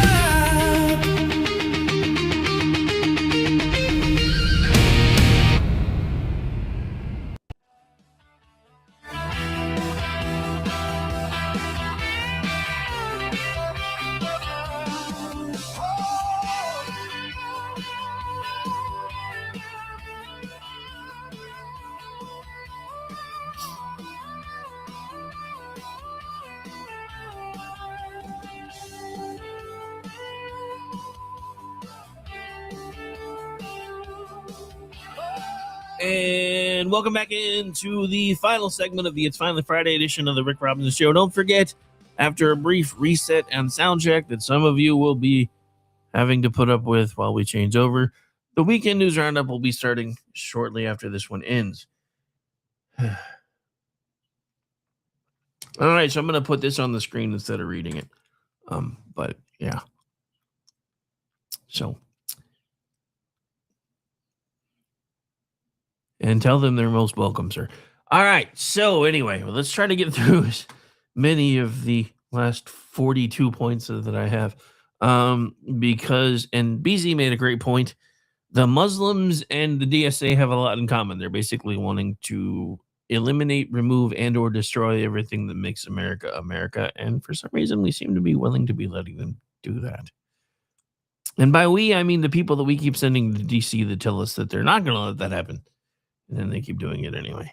So anyway. So I told you when we came back, we were going to try to get through these rulings. So now we're going to turn from proposals again to the changes of institutions to our two court rulings that recently came down involving election law. And here we need to be precise because two cases are not the same. And neither one proves every claim made under the broad banner of election integrity. The first ruling came from the Fifth Circuit and concerned provisions of the Texas 2021 election law. The appellate panel restored 9 challenged provisions, including mail-in ballot identification and voter assistance rules, but much of the decision turned on standing. That means the court largely concluded the organizations challenging the provisions had not shown the legally required injury needed to pursue those claims. It did not issue a sweeping factual declaration that every challenge provision is wise, perfect, or immune from every future lawsuit. Judge Andrew Oldham wrote for a unanimous panel that the challengers had not shown their members faced a substantial risk of future harm from the mail-in ballot identification requirements. The decision also noted that mail-in ballot rejection rates associated with identification rules had fallen substantially from roughly 11 or 12% to 2.7%. One claim did reach the merits. The court held that local prosecutors enforce election crime but do not themselves provide voting services, so they could not be held liable under the disability statutes on that particular theory. That's the first case. The second came from the Minnesota Supreme Court and involved witness information on the absentee ballots returned by third parties. Minnesota actually permits legally third-party ballot collection under state law. Talk about insanity. The question was whether election officials could verify witness signatures and reject ballots that failed the legal requirements. The state court upheld the verification process. Again, narrow facts. Election officials may check whether legally required witness information is valid. That is not the same case as Texas's voter identification provisions, and it does not create a national rule for every absentee ballot dispute, but I kind of wish that it did. What connects the decisions is more modest and more defensible. States may enforce election safeguards when those safeguards comply with the law, and challengers still must prove standing and satisfy the elements of their claims. That is not a declaration that every election concern is fraud. It's also not proof that every challenged law is in fact constitutional. It's not permission for officials to invent requirements after ballots are cast. It is the ordinary principle that rules adopted through the legal process may be enforced unless a proper plaintiff proves a legal reason they shouldn't or cannot be. This is where Reagan's other famous formulation fits better than the slogans on either side. Trust, but verify. Trust voters to make their choices. Verify identity where the law requires it. Verify witness information where the law requires it. Preserve the paper record. Make the count transparent. Correct mistakes openly, and when litigation comes, decide the actual legal question presented rather than pretending every ruling settles the entire national argument. That is how public confidence is not only built, but restored. So we're also going to continue looking at rules governing current elections that we just went over to prosecutions arising from the 2020 election, because a Nevada judge actually recently dismissed charges against 6 Republican alternate electors, concluding prosecutors had not presented sufficient evidence of fraudulent intent. The Attorney General says the state will appeal. So we're also going to be looking real quick into a different federal crime case involving the Southern Poverty Law Center and former Intelligence Project Director Heidi Birch. There are serious allegations in that indictment. There are also serious limits on what allegations establish about the Michigan Secretary of State, Jocelyn Benson, who previously served on the SPLC board. Facts first, associations second, conclusions only when the evidence support them. So, again, one of the first stories we're going to be looking at in this segment as we come to the end of the show is the Nevada 2020 alternate elector case. 6 Republicans signed a certificate stating Donald Trump had won Nevada in 2020. They gathered outside the state legislature in December of that year and carried out the signing openly. The defendants included State Republican Party Chair Michael McDonald and former Clark County Republican Party Chair Jesse Law. Nevada Judge Mary Kay Holthus dismissed the case after concluding the state had not established a reasonable basis to infer fraudulent intent. Her reasoning focused in part on the defendant's conduct. They did not conceal the signing. They announced what they were doing and why. The certificate could not legally be accepted or recorded as the state's official electoral vote without the necessary governmental action. The judge wrote that the defendant's open conduct weighed against an inference that they were secretly attempting to induce the government to treat the document as genuine. That is a ruling about the evidence of intent in this prosecution. It is not a judicial declaration that the certificate was accurate. Trump, according to the records, did not win Nevada's certified popular vote in 2020. Notice I said the certified vote. It is also not a ruling that any group may sign an official-looking document without legal consequences. It's also not necessarily the final word. Nevada Attorney General Aaron Ford has said his office will appeal. The clean statement is this: the trial judge dismissed the charges because the prosecution had not shown sufficient evidence from which fraudulent intent could reasonably be inferred.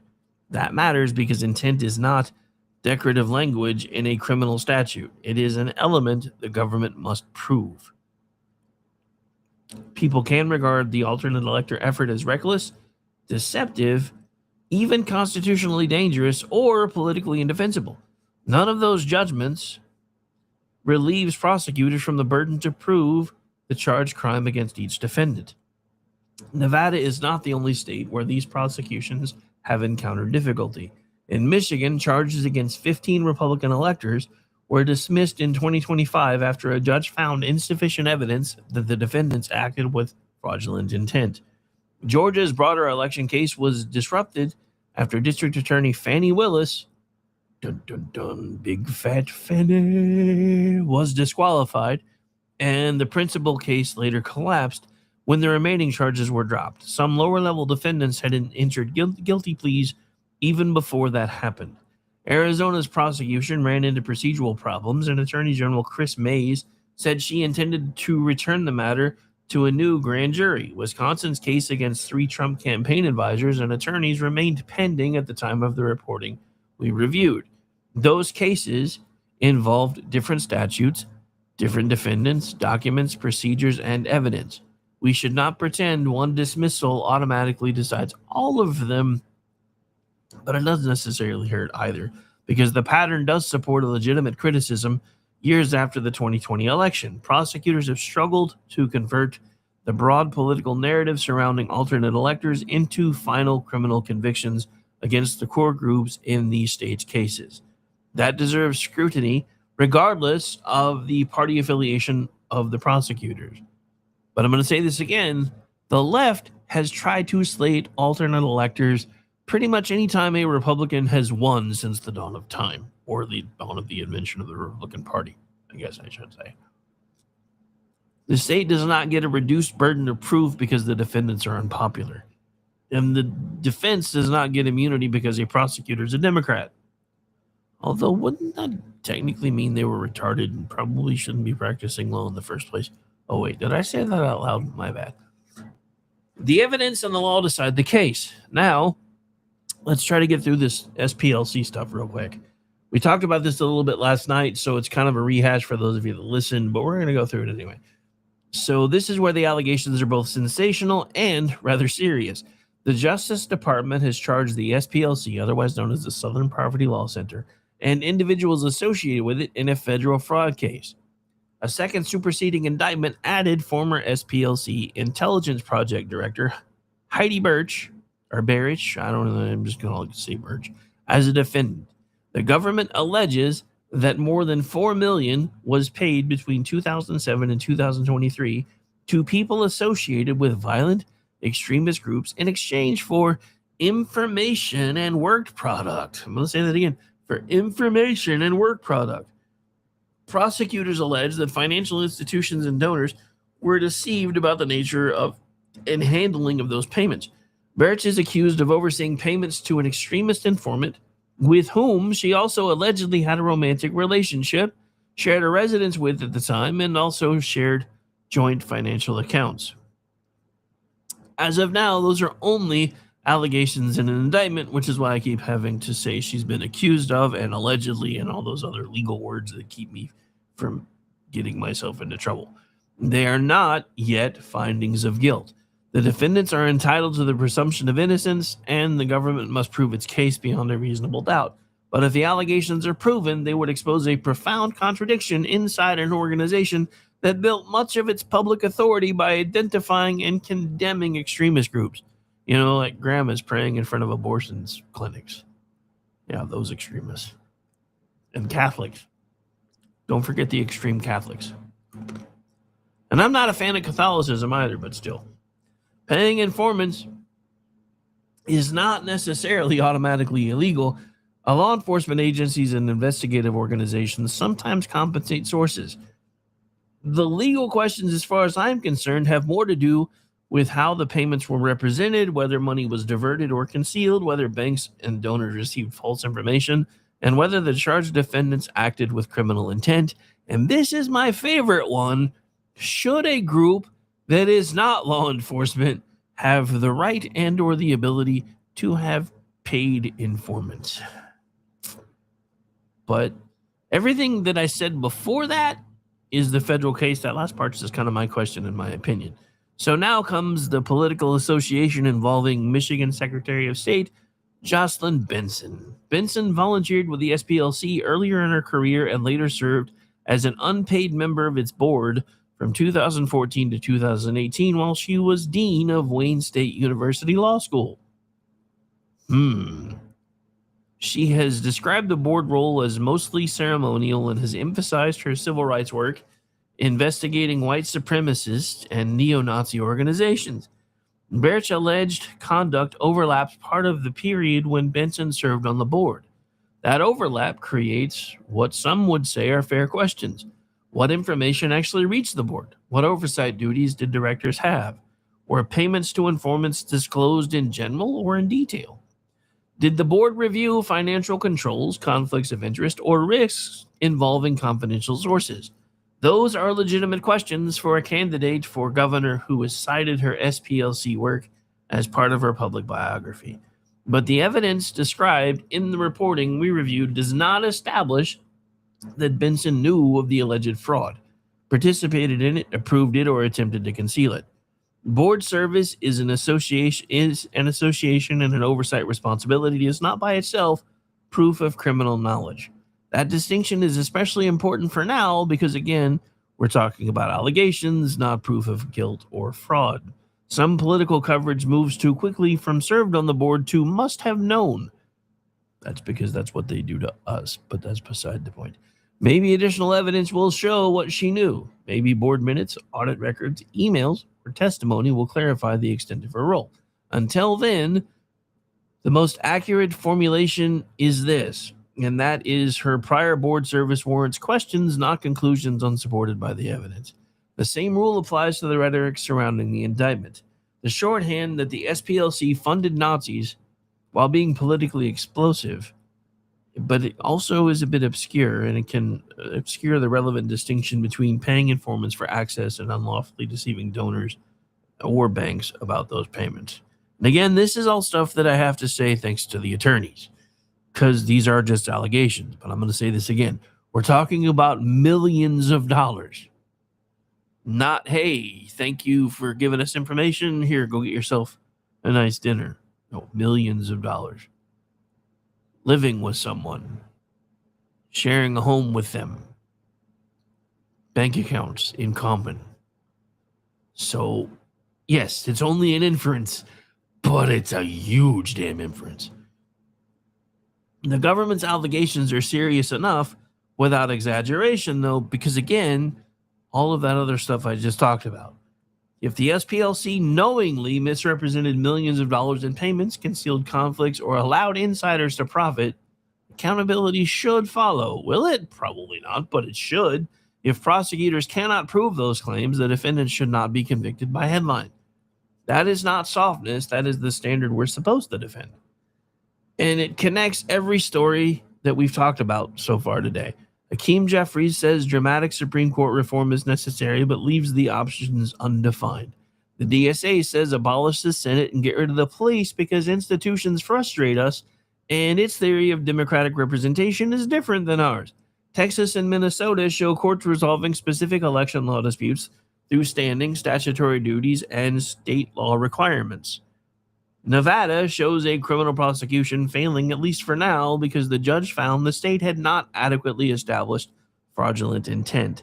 The SPLC case shows a federal indictment making grave allegations that still must be proven. In every instance, the discipline is the same. Define the proposal, identify the legal standard, separate allegation from evidence, separate association from participation, separate a narrow ruling from a sweeping political claim, and do not destroy the rules merely because the rules have produced an outcome you dislike. That last point is the entire spine of today's show. A socialist candidate nearly won a gubernatorial primary in a swing state. Remember that thing they said probably wouldn't happen? Nearly did. The movement backing her calls its political strategy an electoral guerrilla insurgency and advocates abolishing the Senate. The leader of the House Democrat says dramatic Supreme Court reform is necessary and refuses to rule out any of the available options, up to and including nuking it. Election officials in Milwaukee made another preventable mistake. Even though the reporting we have does not establish that votes were altered, it still doesn't look very good when there's a giant shiny touchscreen that says push this button to export this, and it was the wrong button.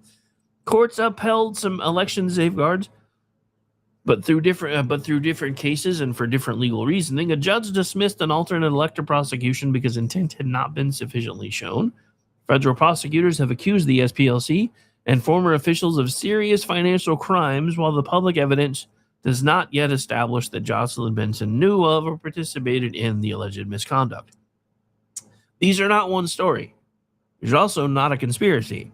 They do share one civic demand. Institutions must earn trust by following rules that are clear, lawful, and applied consistently and with consistency. In a minute, I'll remember how to talk. Political movements must tell voters what they intend to build before voters give them the power to tear anything down. We don't do that very well, though. Election officials must treat competence as part of election integrity. Don't do that very well anymore either. Prosecutors must prove every element of the crimes they charge, and the rest of us must resist temptation to turn every fact into confirmation of whatever we already believed. That is harder than posting a headline. It is also how a free country is supposed to govern itself. That will do it for today's edition of the Rick Robinson Show. We had to do an abbreviated bit for the last segment. We got through the gist of the notes.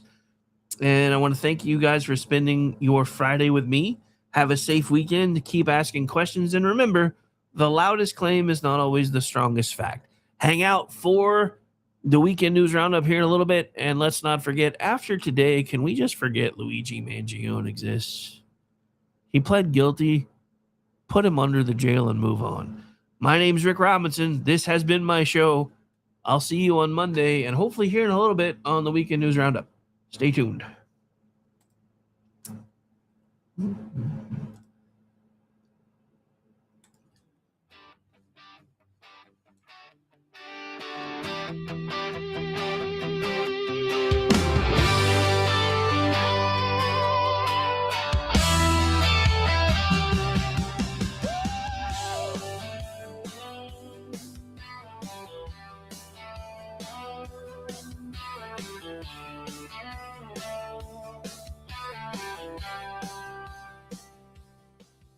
Say goodnight, Gracie. Good night, Gracie.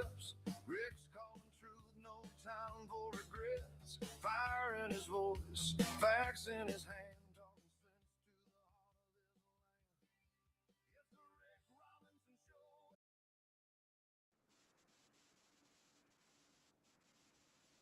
DC to Tulsa, he's calling it. Helps if I hit the right buttons in the right order. Okay, everybody should be on with me now. Let's get a sound check real quick. Maybe. Very tasty. 1, 2, There we go. 3. Tasty, tasty. Testing 1, 2, 3. How do I sound? Sound good over here. All right. For the last 2 days, the palm of my left hand has been itching, and I don't know if it's a Polish thing, a German thing, a Milwaukee thing, but I was always taught. I was always taught that meant you were going to get money, and the way it's itching right now. God bless you, then. Cool. Yeah, I was always taught that meant you were going to get money, and if that's the case, I should check my lottery tickets again. I didn't win the Powerball. Someone in Illinois won the $1 billion jackpot. Yeah, it's funny. I almost bought a ticket for that one because I was like, you know what? Enough stuff's gone right for me lately. I should buy a ticket, and then I didn't. And then somebody in another small state smallish state actually won. Because normally it's like the coast that win them. Right. And this is the one where now you can get it in Europe too, I guess. So that it was even in America this time. Odds plummeted magnificently. I know. That's why I'm going to go play it this weekend, because fewer people are going to play it now that it's $20 million. But I will tell you right now, one lump sum, you probably walk away with 11 after taxes and everything. I can make that work for the rest of my life. I'll be fine. I don't need $1 billion. So probably closer to about 9 actually. Let me step out and grab my nose spray real quick so I don't snuffleupagus all the way through the next hour or so. I'll be right back. All right. Talk amongst yourselves for a second, then we'll get started. Let me turn that down. I don't know why my hair looks so bad this morning, but whatever. Let me step out and go get my notes. They're probably 3 inches thick. Oh God. Okay. Notes. I didn't even do notes today. I was too busy. Badgers. I finished my last piece about 6 minutes before I had to log on. So Okay. And the tally is. it's not as much this week. Today was 18 pieces. You wound me. I'm wounded. I know. I just did not have the energy. This after Tuesday, I was just like, I'm out. I'm done. So what was so hellacious about Tuesday? Just it was a long day. It was a ton of articles. It was the primary day, so I went to the Tom Tiffany party in Heartland, which is about 45 minutes from home. I honestly think he didn't come out and speak until late. I think they were waiting. I think we all thought it was going to be a blowout. Hong was going to, they were going to call it by 9 o'clock. He would be out. Hong was the opponent. One done, wham, bam. And when they weren't calling it, and it kept getting closer and closer, I think he was waiting because he was there early. I saw a video of him. The kid next to me pulled up a reel of him walking into the event hall, but we didn't see him until later. He must have been in a back room. And then he came out and talked, and then they kind of ushered us out because they were supposed to end or close the facility a half hour before I even left. And I wasn't the last one there by any stretch. And I think we broke their Wi-Fi because I couldn't get the Wi-Fi to work toward the end.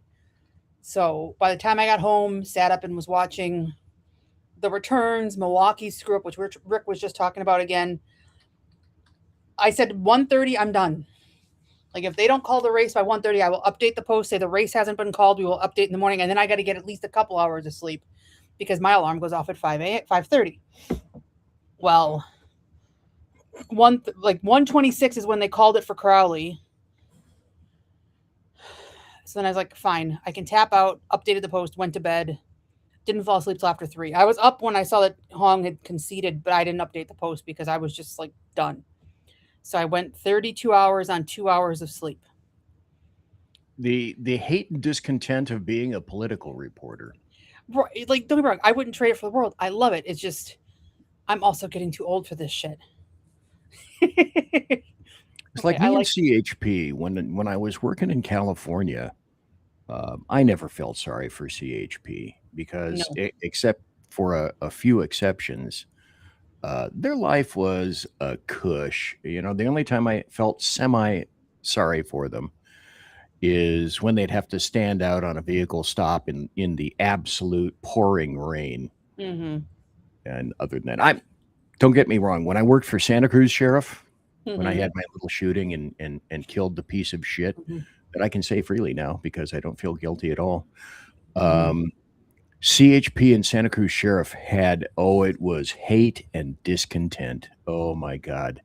To the point where CHP wouldn't take our deuces, drunk drivers. And so everybody had to be SREs and the DREs, drug recognition experts, and do our own FSTs, all that kind of stuff. In Sacramento, dude, CHP was stellar. They were great. I would go on a call, and in my district, I had probably 3 officers who, if I went on a call, and they were listening to their scanners, if I went on a call by myself, invariably one of them would show up. We backed each other like crazy. They were great, great, great people, but it just depends. Yeah.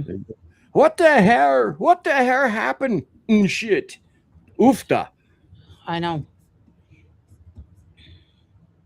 So other than that, how are you doing? Who am I talking about? You. How are you?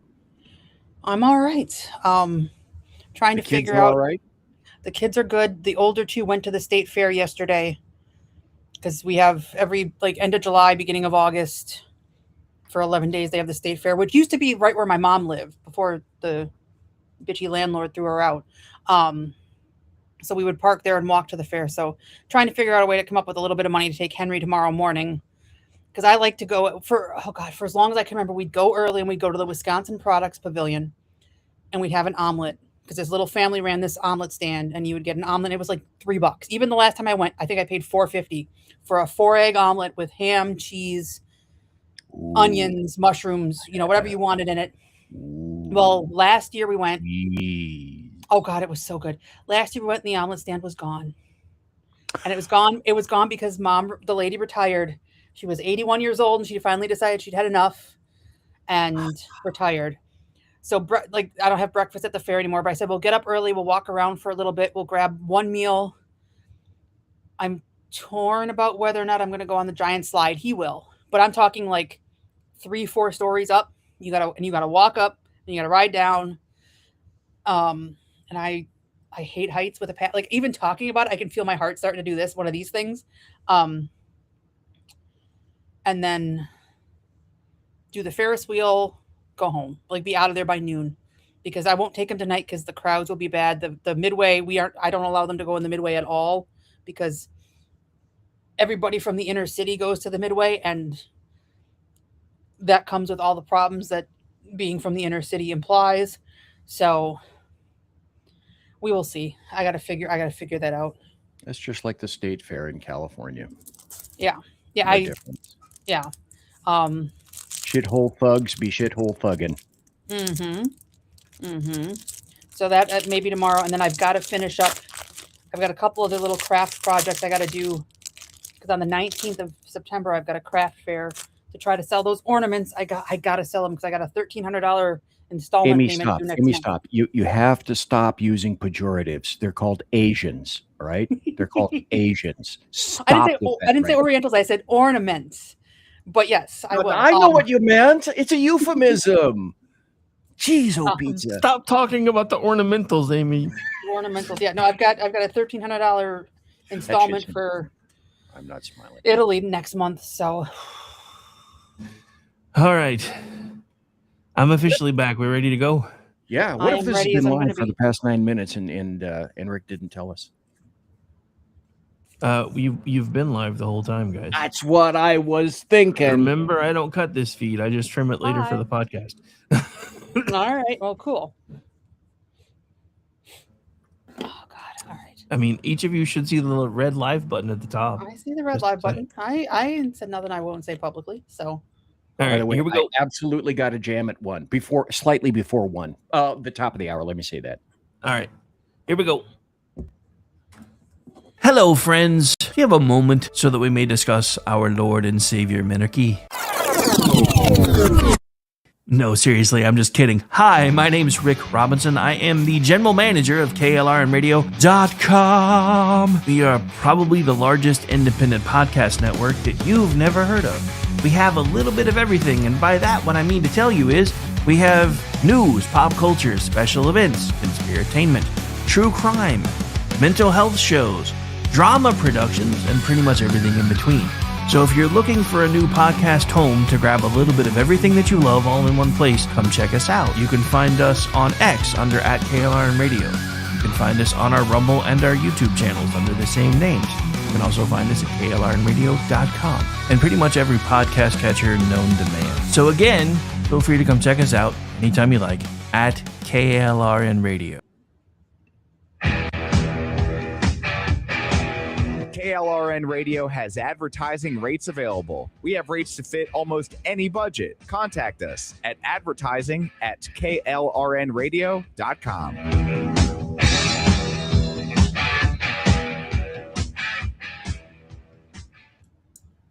The following program contains coarse language and adult themes. Listener discretion is advised.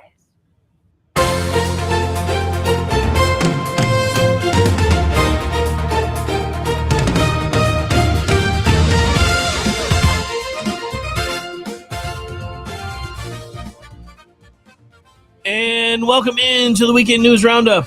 Better late than never edition, because, yeah, it's been a day. It's been a day.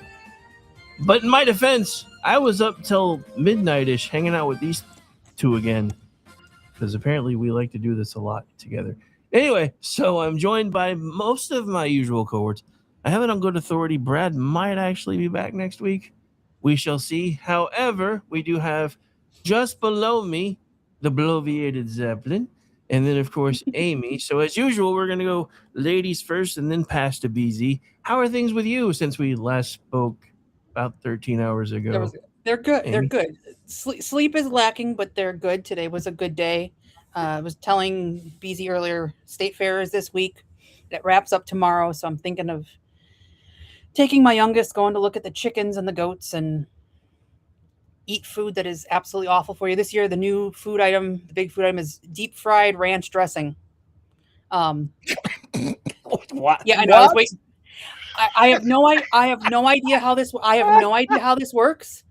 Okay. I saw a video of David Crowley eating some, and his review was, "I hate how much I like this." So I'm gonna have to try it. And then you get a cream puff. And I always get an ear of corn. My favorite thing at the fair, it's so stupid and lame, is the ear of roasted corn. There is nothing like a fresh ear of corn, hot off the roaster, with some butter and some salt. Butter and salt. Hey, yeah. Yep. So yeah, the whole deep fried ranch thing sounds a little weird, but I can think of a way that it might be acceptable. I try. So you take the whole, Wisconsin being famous for cheese thing, and you set up a cheese stick with ranch in the middle and then deep fry that, and then that would probably be awesome. But I don't know how the heck you would deep fry just ranch though. But then again, I wasn't sure how deep fried Oreos would work either, and those are absolutely amazing. Oh, they sell those there too. They have funnel cakes. They have elephant ears. They have, you name it, they've got it. And giant buckets of lemonade. And then, of course, it's Wisconsin, so alcohol is everywhere. Nice. Elephant ears, not familiar with that. What are elephant ears? Come on, besides the obvious, but I mean, what are they?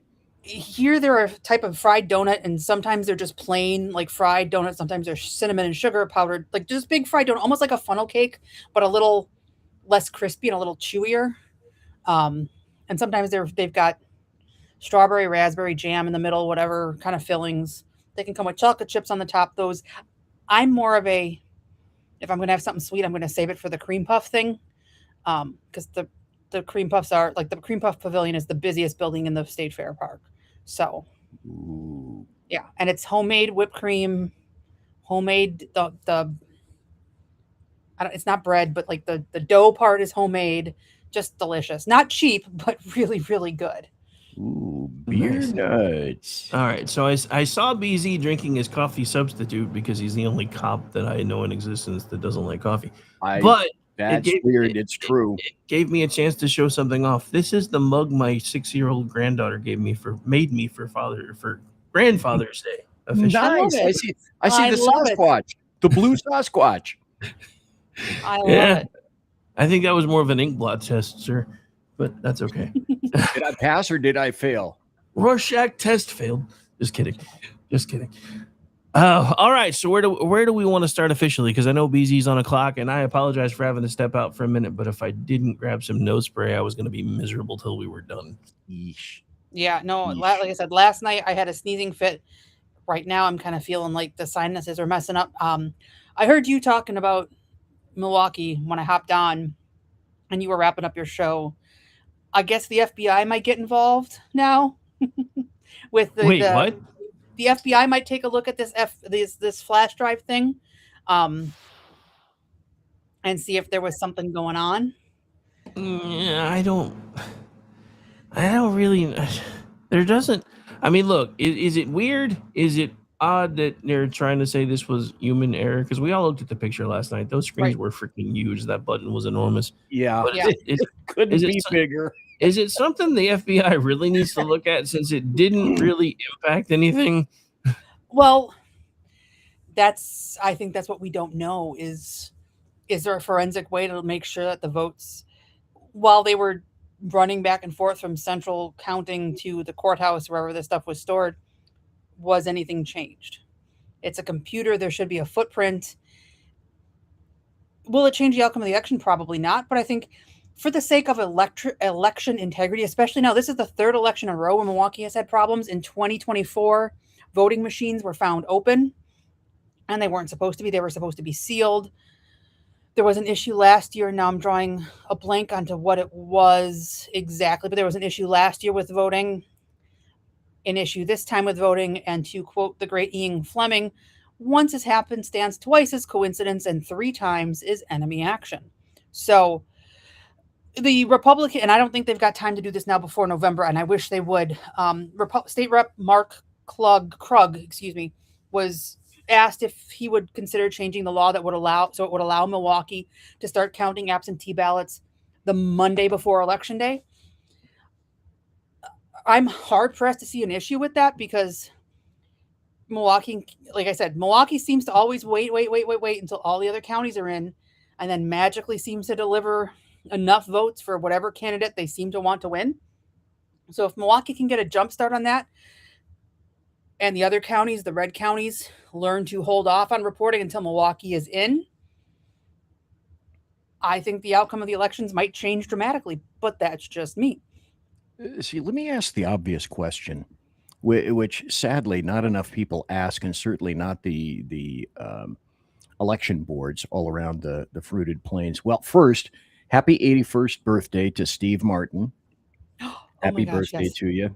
He was born in Waco, Texas. Very few people know that. And the obvious question, but let's not forget, he was born a poor black child. Of course he was. With pizza, he was born with pizza in a cup in his hand, courtesy of his parents. He lived in a log cabin that he helped his father build. That's another very small factoid that people don't realize. But the obvious question on election boards is when you conclude an election, what else are you doing? You've had, I don't know, in my estimation, possibly months to prepare for this stuff.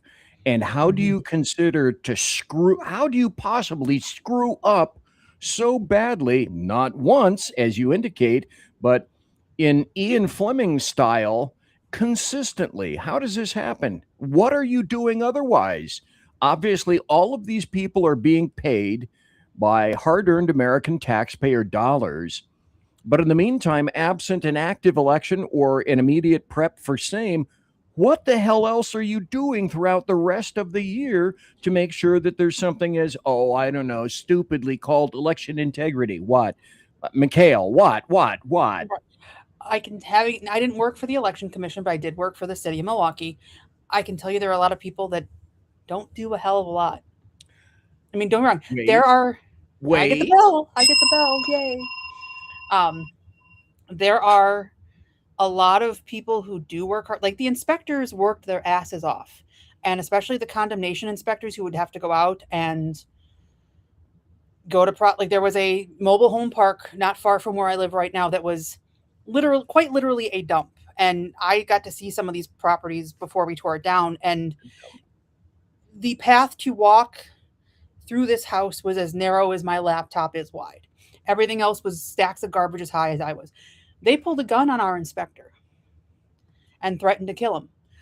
One of our inspectors was actually shot and killed. I was long after I had left. It was a couple years ago, and I left in 2015, but he was shot and killed on the job in the city of Milwaukee. Another one was carjacked. But these guys went out, women went out every day and did their job to try to keep things safe. And they were awesome. But there were people who worked in the office who didn't do a damn thing all day. And for me, that existence is torturous. You guys want to know why I write 20 pieces a day? Because I could probably write 5 and be done and just, do well enough. I would lose my mind if I had nothing to do, if I wasn't busy. I need to be busy. I need to feel like I am productive. I need to feel like I am working. Even on the days when I am sick, I get up and do things because that's just how I'm wired. If there's a day where I am, happy birthday, Andrew. He said it's his 69th birthday and he's traveling. I hope it's traveling for fun. No.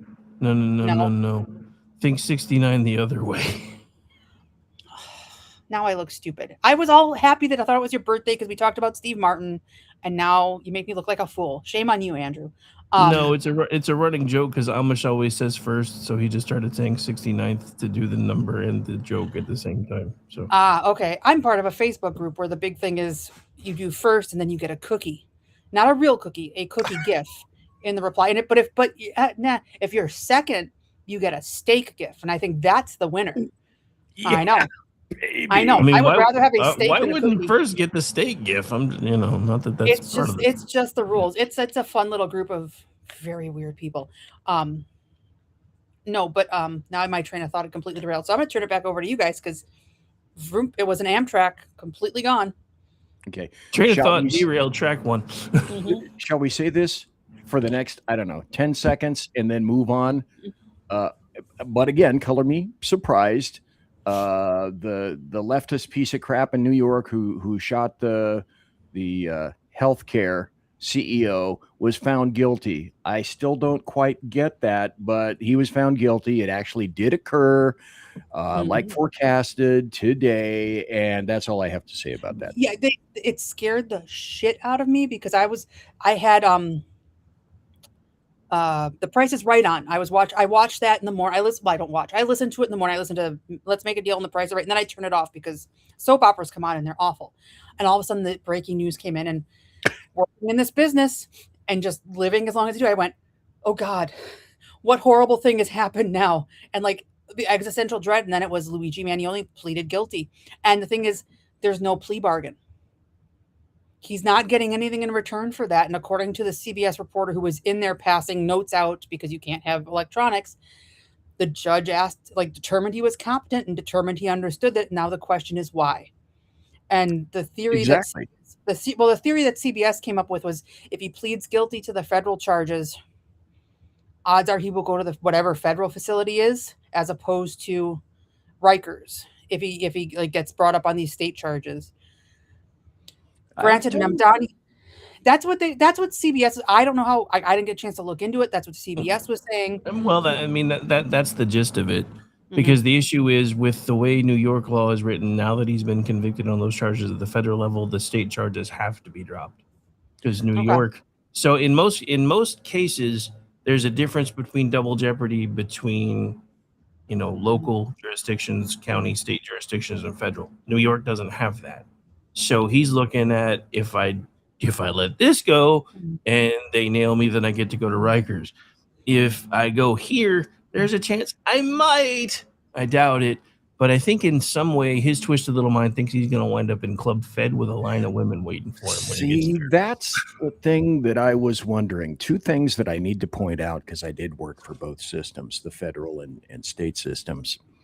Number one, I don't think he's going to Club Fed, not with a federal murder rap behind him. I don't know. Maybe he could earn his way there. Hang on. He didn't get charged with murder though. They couldn't make that stick. He got what was it they hit him with federal level? It was on federal stalking charges with intent. Well, I think is what they hit him with.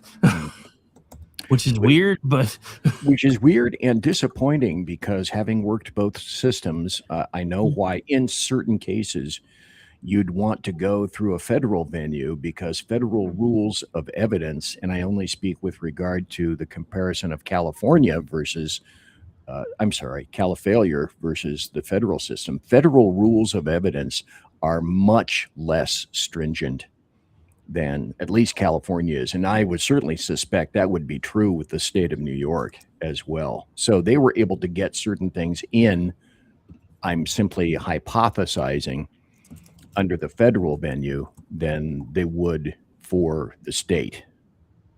I think that's possible. And I just put something in the chat I want to drop on for a minute, but I got to read something first. So keep talking because I got to look at this. So, it's the federal rules being much looser. That's why California, probably nobody remembers, but I do because I'm that old. There was a town called East Palo Alto in Califailure that had a massive damn crime problem. And it was right in the Bay Area, right next to Palo Alto, which wasn't necessarily a thug-ridden shithole. But they decided that they were going to go and begin on the federal venue Operation Trigger Lock to go after the guns. And the reason that they decided to do that in the state of California is because the rules of evidence were, as opposed to California, much more relaxed, and they could get many more things submitted as evidence than they could under California state evidentiary rules. Just an observation from an old fat guy, but that was a long time ago in a galaxy far, far away. So wow.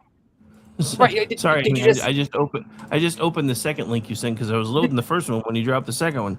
Yeah, I was like, oof. It just popped into my timeline. No, Jason. Oh. Do you know who Jason if you don't know who Jason Arday is, he was the University of Cambridge professor he resigned a week and a half, 2 weeks ago now, because he was a lying sack of crap. Yeah, he was accused of plagiarism, academic fraud, fabricating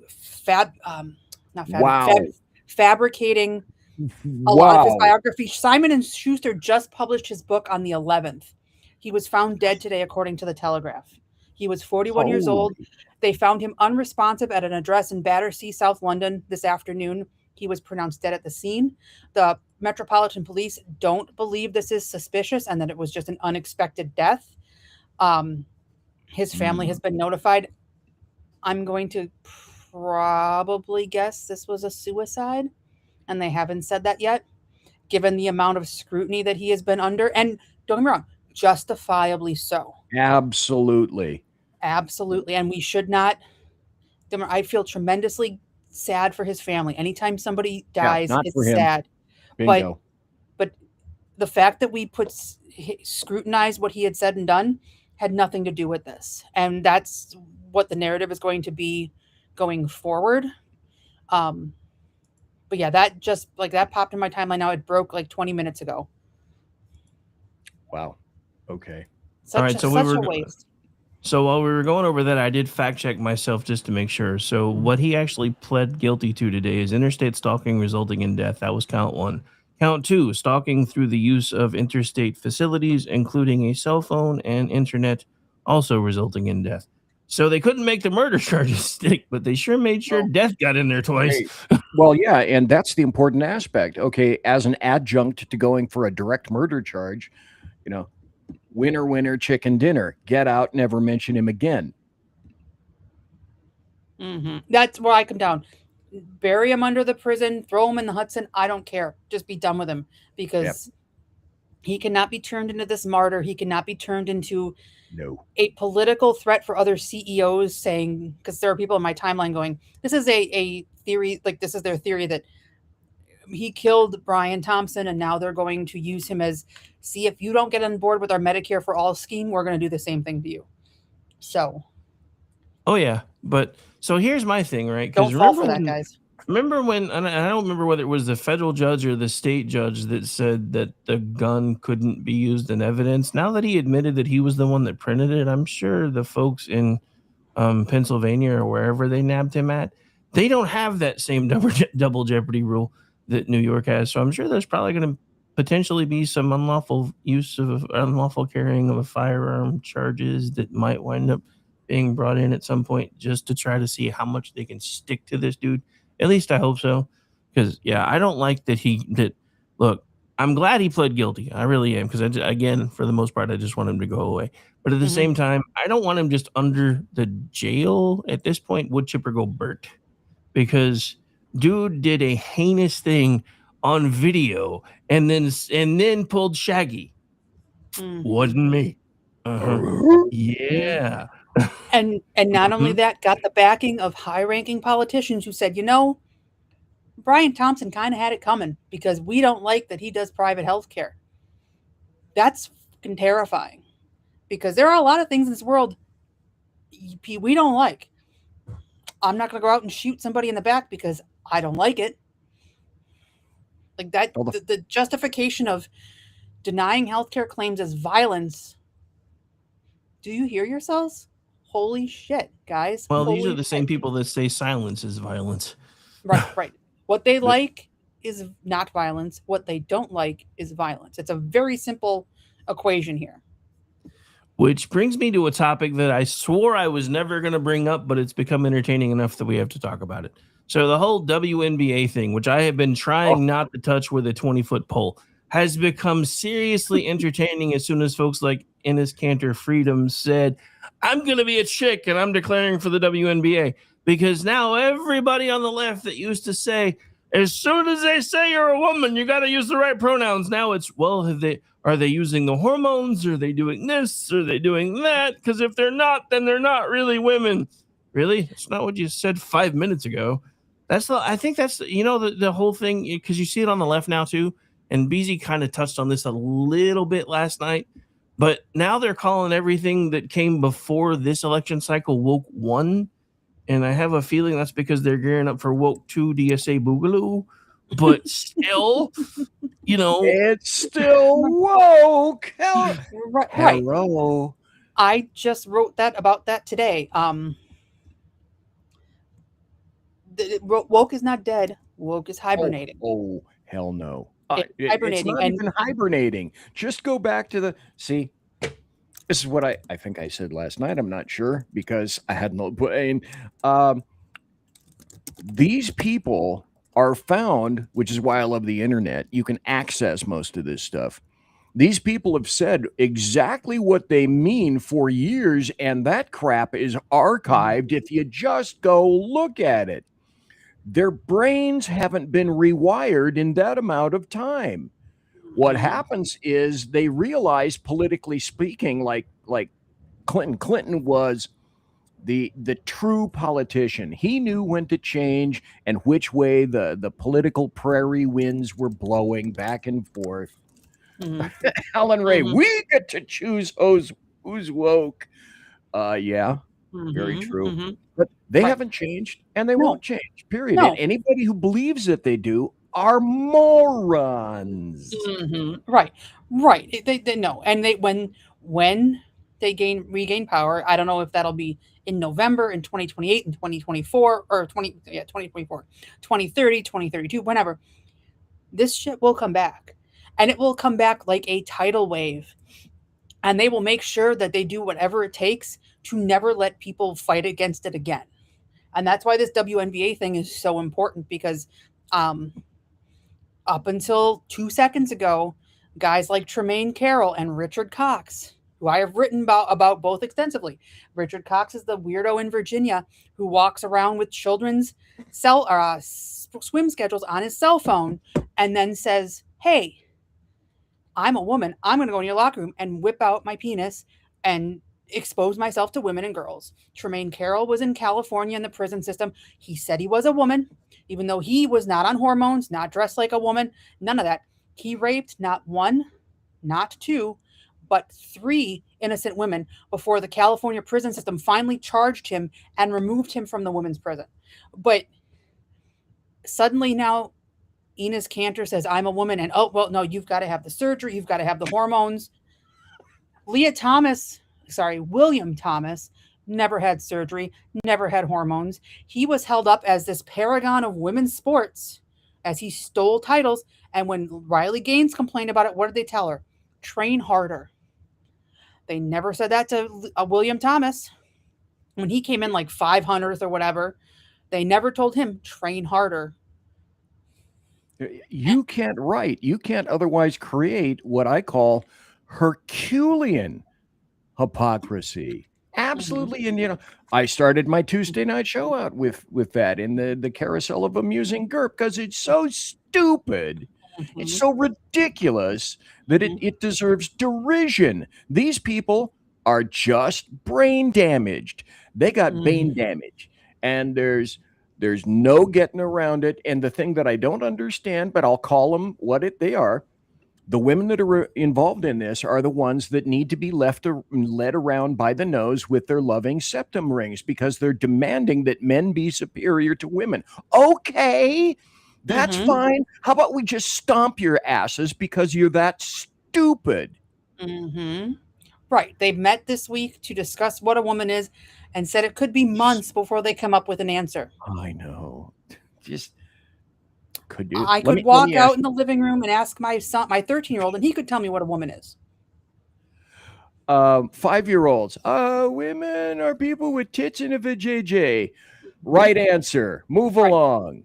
I mean, for anybody who's confused, we just need to have them watch the Kindergarten Cop movie again. Seriously. I put a link in the chat to an image that sums this whole thing up perfectly. But what Cantor, and there was a couple other guys that were trying to do this too, did so well is they proved that this isn't an ideology they actually believe in. This is a political cudgel, and it's largely done because Republicans and Trump oppose it, or at least vocally oppose it. I will argue that this is a 90-10 issue for the rest of America. Normies are on the side of Sophie Cunningham. And I could walk around and survey everybody in my neighborhood, and most of them would agree with Sophie Cunningham. But because Donald Trump said something bad about trannies, because Republicans oppose having men in women's locker rooms, they have to be in favor of it, no matter how deeply it offends them, no matter how far it contradicts their past statements and ideals. They do not care. Remember, these are the people growing up. All I heard about was the patriarchy, and the patriarchy is keeping women down, and we have to fight the patriarchy. And then you can let the patriarchy into my locker room. Okay? I don't buy into the feminist definition of the patriarchy, but I do buy into holding them to their own rules. And you guys spent my entire life telling me men are the problem, the patriarchy is the problem, and then you tell me, hey, you got to let this dude in your house or your bathroom because he says he's a chick. Pick a lane. Brain damage, leftist white chicks, and some others. They're driving down the middle of the road. They don't ever pick lanes. And Amy, I don't know who that is. So just a reminder, you can actually share stuff from your screen too. How can I share stuff from my screen? You should have a plus sign at the bottom. Ah, okay. All right. Woohoo, I learned something new today. All right, Yeah, let me make sure it's turned on, but it should be. Okay. Because I try to make sure that everybody has screen. It wasn't, but it is now. So I was wrong. But you can now. All right, let's see.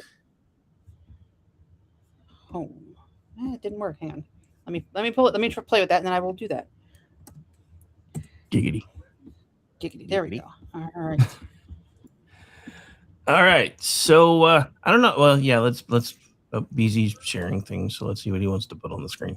I'm terrified. I was just doing that for Amy because there's her article right there. Right. What I wanted to do was show the picture of Richard Cox and Tremaine Carroll, two men who just said they were women and then got access to everything. Yeah, I had a feeling that's where you were going with it, but I wasn't sure. And I can't. I forgot when you guys share, I can't make it go away. So we're just gonna go down here. All right, hang on. Let me see if will it let me share. It will not let me share. Okay, let me try this again. Well, then, as you're doing that, anybody see the new article that just came out with concomitant tons of videos which say Ceuta, if I'm pronouncing that incorrect, I don't care. Ooh, Amy's got the white screen on. Ouch. I do have the white screen on. I can't do. Ouch. I can't do the dark on the dark. My eyes can't read the white text on the dark screen. Even with my glasses on, it's bad, guys. I'm old. The white screen makes my eyeballs want to melt. I'm old. Anyway, Ceuta is now overrun, completely overrun. Are we surprised by this? I'm not, at all. No. They don't care. And the only reason they're not in the rest of Europe is because Ceuta's on the African side of the strait. Thank God. But they're going to get across the water. Oh, yeah, guaranteed. And Spain proper will be so happy when that happens. ...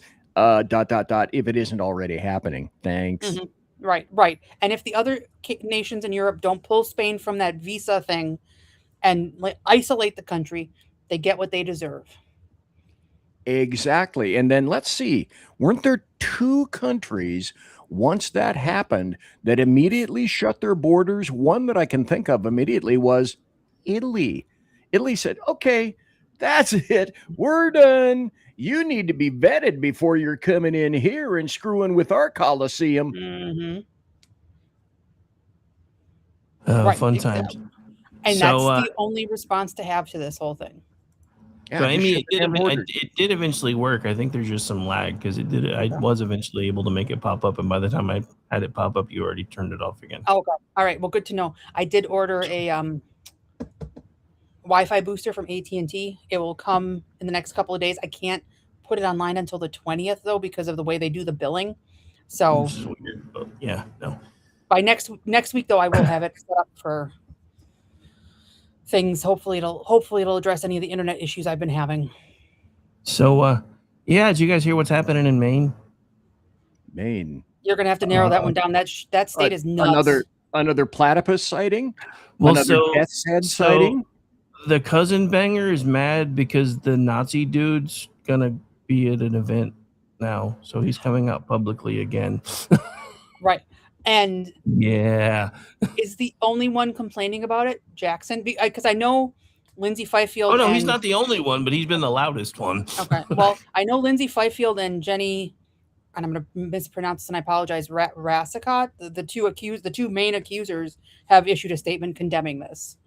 And good for them. The absolute audacity of this guy to try to keep making himself a thing in Maine politics instead of going away in shame. So, yeah, apparently he's attempting a public reemergence by planning to headline a Labor Day rally in Hancock County. So Democratic nominee Troy Jackson's campaign reportedly learned about the rally by surprise and is rather upset, and again trying to distance themselves from none other than Graham Plattner. Party figures worry Plattner's appearance will help Republicans connect Jackson to the disgraced former nominee in his close race against Senator Susan Collins, which again, I mean, look, I granted we don't really want to Dem in the seat, but it's Susan Collins. There's not really very much difference. Oh, God. I want Susan Collins to win, but to paint Susan Collins as this Republican extremist radical means you've been living under a rock for the last 30 years, or you are a dishonest hack, because there is nothing extreme or even particularly conservative about she and Murkowski Susan are two Collins. sides of the same damn coin. Mm-hmm. Oh, absolutely. Pretty much. Absolutely. And would I rather have them than a Democrat? Yes, but it's not that dramatic of a difference. Can I mention something in passing? And I don't necessarily know where this is going to go, but I haven't seen many people responding to this. And I don't recall the names of the individuals, but it revolves around OpenAI. And in the past week or two even, a number of people have been bailing from OpenAI. And the first was the OpenAI primary CEO ethicist. And then following that were a couple of people that were working in the safety division of OpenAI.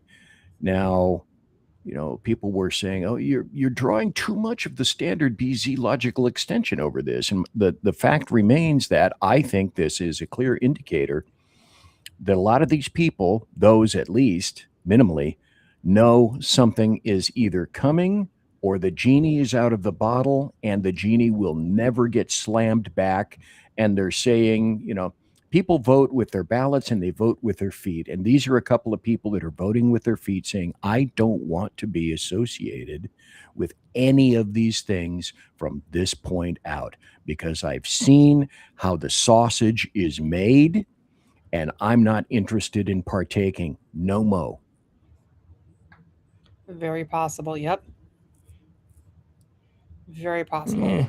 I don't know. I'm still. I actually planned on doing a whole deep dive on this on Wednesday before everything went sideways, and then I found out that one of the last OGs of my crew is leaving for a while, and I was kind of distraught. I'm like, no, you're like the last one left that started with me. Anyway. Of TRRN? Well, actually, that was back when we were K98 Talk. He was one of the first ones that started doing a show. I actually poached him from Facebook. He ran over to X because he got tired of Facebook's BS, and then I followed him over to X when it was Twitter, and I was like, I didn't know how to use the damn place. But eventually, I talked him into doing a show over there as long as I would be the one that would always produce him, and then he's got some stuff going on, so he's gonna have to take a extended hiatus for a while, and I was kind of sad. And the worst thing about it was I didn't even know. And when I told him, with everything that was going on, I just decided to pull the night because it was going to wind up being pretty much just that one show, and it wasn't even worth it. because I didn't get it. And then he's like, well, you just stole my thunder because I was about to have to tell. I was going to wait to tell everybody on air that this was going to be my last show for a while. I was like, dude, I'd have been a blubbering idiot for the rest of the night if you did that to me, you bastard. Well, condolences to that person and yourself and the situation. I know how it is with people that have been with you for a while. And for whatever reason, series of reasons, they may have to leave. So condolences, sir. Well, he says he's coming back, but and I believe that he means it. It's just one of those things where most of the time when people tell me they're going to go on hiatus, other things come up and they're just like, yeah, I can't really come back after all.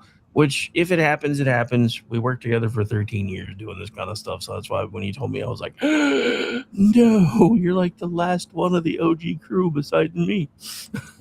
Alan Ray makes a good point over there. What did he say this time? Basically, he's making reference, if I'm reading this properly, Alan Ray.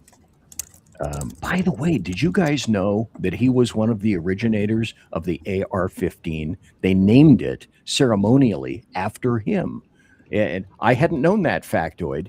And so thanks to Alan Ray for telling me about that. But he's making reference to whichever college now has said they're going to give you pass or you. Oh yeah, you're not a loser. You're not a failure. We have to think of another euphemism for failing. And that's. See, Alan Ray agrees. Truth. I am the originator, he says, of the AR-15. I started with the AR-14. The AR-13 was poor. It was a very bad archetype. And now colleges are giving, well, you passed. You were happy. Come along. We like your money. Keep sending us the tuition. Very important. You pass. So weiter. Nice. I always thought AR stood for amazing rifle, but what do I know? I was, yes, A, one, yes, I agree. B, I was only recently disabused of that by, thank God, Alan Ray. So thank you, AR. Nice. All right. So granted, I used OpenAI to research why everyone's leaving OpenAI, and it did try to give me a reasonable explanation. This will be interesting. So it listed. So I've learned not to ask it leading questions. So I just said, "What's up with all the people leaving OpenAI?" And he's like, "Yeah, there really is a sizable OpenAI exodus, but it isn't one single rebellion with one cause. At least a dozen prominent leaders have left or stepped down during 2026. The recent cluster includes Chief Revenue Officer Denise Dresser, former COO Brad Lightcap, application CEO Fiji Simo, former Chief Product Officer Kevin Wheel, Marketing Chief Kate Rausch, Head of Ethics Chloe Baker, Safety System Chief Jonathan Heidecke, Chief Future and former Mission Alignment Leader Joshua Achim, former Safety Team Leader Sandini Argoa, and Hardware and Robotics Chief Caitlin Kolonowski. So what appears to be happening, OpenAI is reorganizing before the expected IPO. Greg Blockman is becoming more operationally involved. Some exits have ordinary explanations. Simo and Roush stepped back for serious health reasons. Lightcap and Wheel are starting new ventures. Dresser says she is pursuing other opportunities. The safety and mission departures are more concerning, however. OpenAI dissolved or reorganized teams responsible for mission alignment and powerful model safeguards. Its ethics chief, safety systems head, former safety leader, and former mission alignment chief have all departed in a relatively compressed time period. At least one departure involved an explicit policy dispute. Caitlin Kolonowski resigned over concerns about OpenAI's Pentagon agreement, particularly domestic surveillance and lethal autonomy safeguards. OpenAI says, why shouldn't there be lethal autonomy? OpenAI says the agreement prohibited both activities. OpenAI is changing from a research laboratory into a sprawling commercial enterprise. It is simultaneously pursuing enterprise customers, advertising, government contracts, blah, blah, blah, blah, blah, blah, blah. And this is the final paragraph. My read, the overall executive churn is notable, but the truly newsworthy part is the concentration of departures among ethics, safety, and mission alignment personnel. Health-related exits and entrepreneurs launching startups are normal in Silicon Valley, losing several people responsible for asking, should we, while the company accelerates toward an IPO, including government contracts and increasingly autonomous systems, deserves considerably more scrutiny. So, yeah, even the AI is like, what the fuck? Gee, I wonder if this is suspicioso. Let me get back to you on that. Well, it helps that I've trained mine to tell the truth no matter what. Because, yeah, I'm pretty sure if anybody else asked that question, it'd be like doing the whole Leslie Nielsen. There's nothing to see here. Because you're a smart dude. By the way, Heisler beer, the beer of fame. Nice.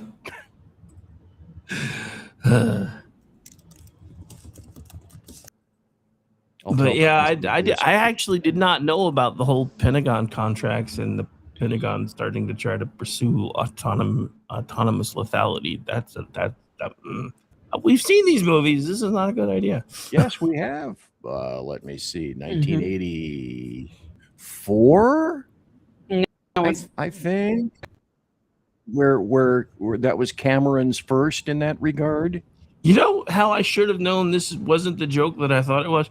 First, I've noticed over the last few days that my ChatGPT is actually developing a sense of humor, and I didn't notice it.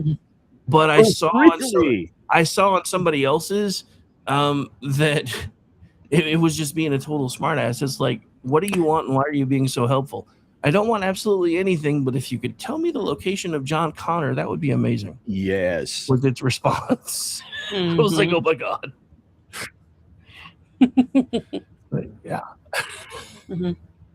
Yeah, it's learning to be sarcastic, and the more you work with it, especially if you're already a sarcastic person, the quicker it learns to be sarcastic. And I am fluent in sarcasm. It's my fifth language. So let me squirt this sputum into the punch bowl, if I may, and then I'm going to have to take off.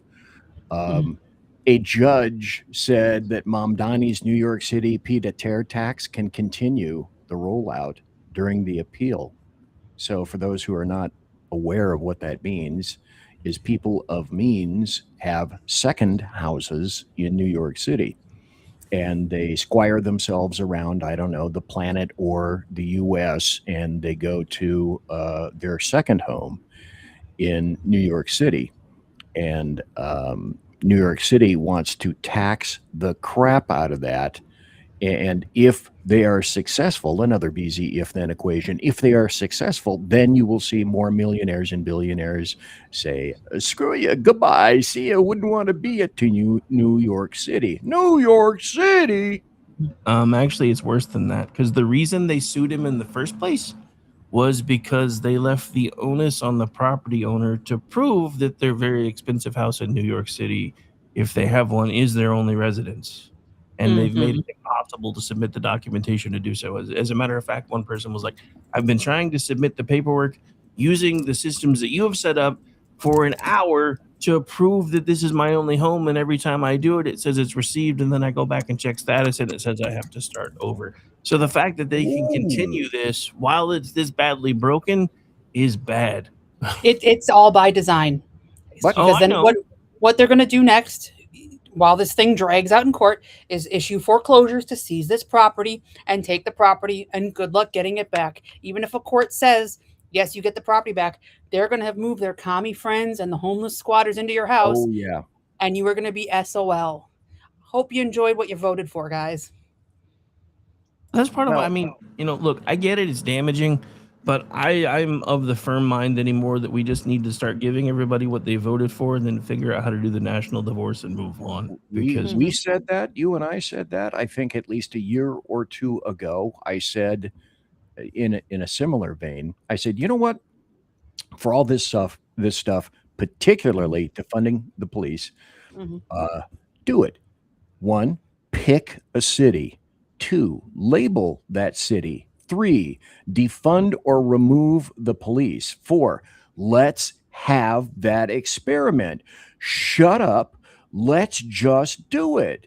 Pick a city. I'm thinking, not quite yet New York City. I'm thinking Seattle or Portland. Let's start there and let's have the experiment, see what happens. And if people's lives get ruined or if people get murdered behind that, at this point, I couldn't care less. You, like Rick said, you assholes voted for it.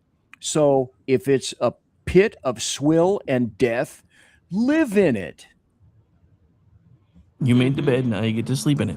All right, I know you got to jump, so where can folks find you and your favorite topic real quick on the way out? Well, I am BZ of BZ's Berserk Bobcat Saloon radio show, live and direct on the SHR Media Network every Tuesday and Thursday night at 8 p.m. Pacific, at 10 p.m. Central your time, which is the locus of time for the entire planet, by the way, and 11 p.m. Eastern. I am your conservative Sherpa, and I'm on twice a week. And for one of my shows, or one of my stories, I found this amusing. From the Telegraph, again, like Amy said earlier about that individual, Jason Arday, I think it was. Here's from the Telegraph. Pictured, Russian escort accused of assassinating Ukrainian defector. Imagine that. A woman has been accused of assassinating a former Ukrainian submarine commander who defected to Russia.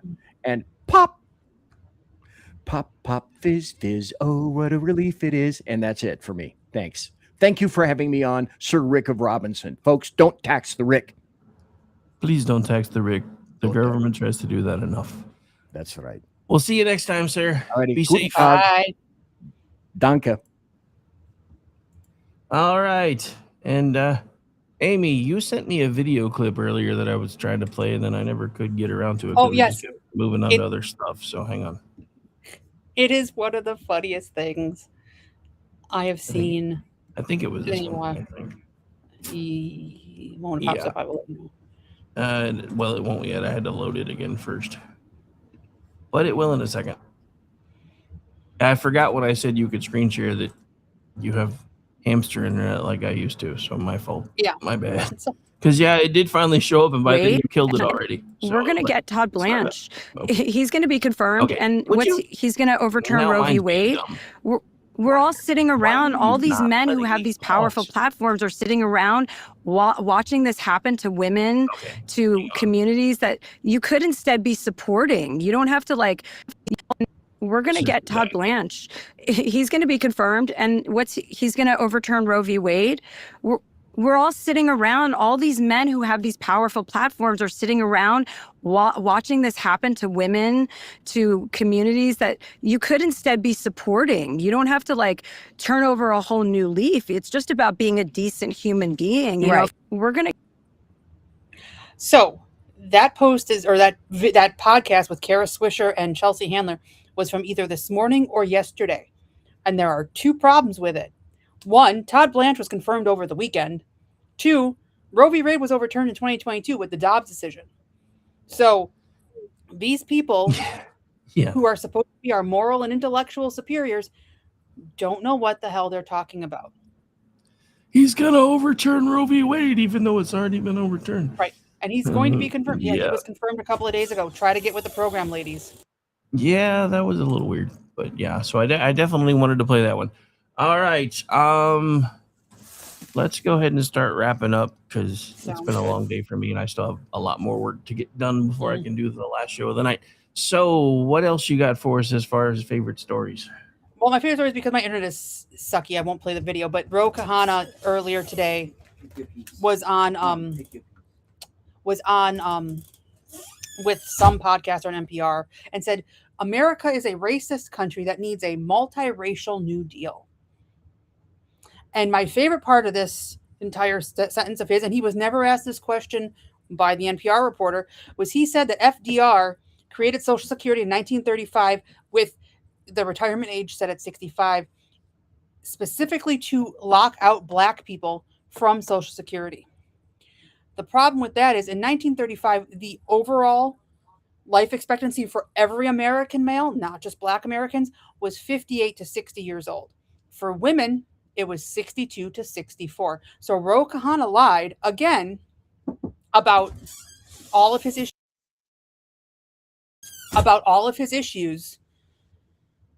In order to push this agenda for a multiracial New Deal to make America a multiracial functioning democracy. What does that even mean? And I love the optics of a brown-skinned man who says he's a proud Indian getting on NPR and saying this is a racist country. Dude, your kids own frickin' golf courses.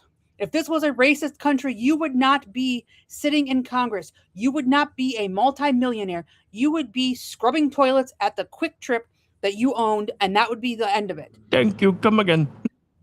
Honest to God, I am so sick of these people, and it's absolutely ridiculous. So that was my favorite story. It has not published yet, but it will publish at Town Hall later today.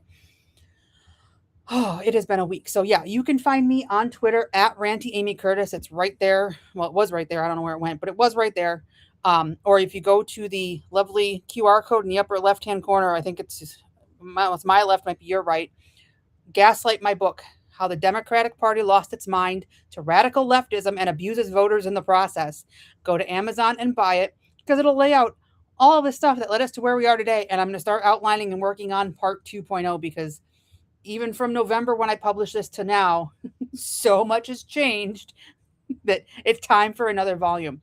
You can find me here on Fridays for the Weekend News Roundup, and occasionally I pop in on BZ's show too. And I will sit down this weekend and start laying out an outline for what I want to do for a podcast, and we can get something up and running maybe sometime in September. Awesome. Yeah, I only have one question about the subtitle of your book. How did they lose something they never had?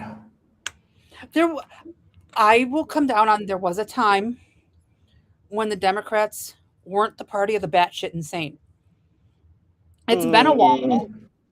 Yeah, like over 100 years. I mean, let's not forget these were the people pushing for progressive tax codes all the way back in like the 1800s. Right. But even in the late 90s, early 2000s, they were still saying, "Hey, we need tougher border security," and Bush isn't being tough enough on border security. There was still a semblance of sanity and principles in the Democrat Party, and now it is one flew over the cuckoo's nest over there. So, yeah, so that's the problem, because mentally, while they were saying everything that their base needed to hear at the time, because the base was still so far towards the center, they were mentally doing the Jack Nicholson scene from One Flew Over the Cuckoo's Nest while they were saying all the right things. Because, yeah, they may have been saying all those things, but they damn sure didn't mean them, because you listen to them now and none of them say them anymore. Bill Clinton, who was one of the people that said Bill Clinton was tough on border security. Schumer used to say he was tough on border security. They obviously never meant it. They were just saying what they needed to say to keep their jobs, much like everybody does now. So, and now on our side, now their side just don't care. They're just like, let the freak flag fly, bitches. Big tent or something. Yeah, so, somebody's got a big tent, but it ain't the one they thought. Just saying. No, it's a circus tent. Yeah, I'm waiting for one of the Democrats to finally come out and say, because we've embraced this big ass circus tent, I just want to say this: not my circus and not my monkeys. That's going to be John Fetterman when he declares that he's an independent, or maybe if we're lucky, a Republican. He's actually kind of come close already. He was fighting with somebody today. I got to go find the story because I didn't get a chance to read it. But the headline was like, apparently they were not happy with one another. But I think it was Bernie Sanders. I think he slammed Bernie Sanders over something. Which? Oh yeah, but then again, I mean, slamming Grandpa Munster ain't any fun anymore. No, it really isn't. He's ancient. At this point, he's so wrinkly. I'm about to have to upgrade his nickname from Grandpa Munster to Mumra, because holy shit. Well, somebody said that in our town hall group chat, and I said my grandma's been dead since 2012, and she looks better than Sanders. So yeah, kind of. The years have been rough. All that money, and he still looks like. Well, when you sell your soul, eventually it shows. Just saying. Just look at what's happening in Hollywood right now. They all look like they've been waiting in freaking socialist food lines now for forever. Right. They They all have Ozempic face, and Right. none of them needed to be on Ozempic. Which, if you use it, great, that's fine. I have concerns about using it if you're not a diabetic or need the like severely obese and need the weight loss. So these people don't qualify for it. And it's scary. Like it's nothing about it is attractive. I mean, Karen Carpenter, not Karen Carpenter, but I want to mention Karen Carpenter. The other singer, Wicked, the white chick from Wicked. I can't think of her name. Oh, I can't think of her name either, but I know. But the white chick from Wicked, she looks worse than Karen Carpenter did the week before Karen Carpenter died of anorexia. And I'm like, guys, that's not healthy. Like this heroin chic Ozempic face stuff. I think there are going to be a lot of problems with that, especially in people who didn't need to take the meds to begin with. I hope I'm wrong. Yeah, I mean, so I've learned I'm not. Well, the scary thing is I know people that have had like the stomach surgery, and then after the stomach surgery, they became diabetic, and they're using Ozempic on top of that. And I'm just like, I don't know how that would work because you barely eat anything as it is. And then I have another friend who I just saw who's in the hospital who uses Ozempic, and she's 10 years younger than me, and she looks like she's 60 now.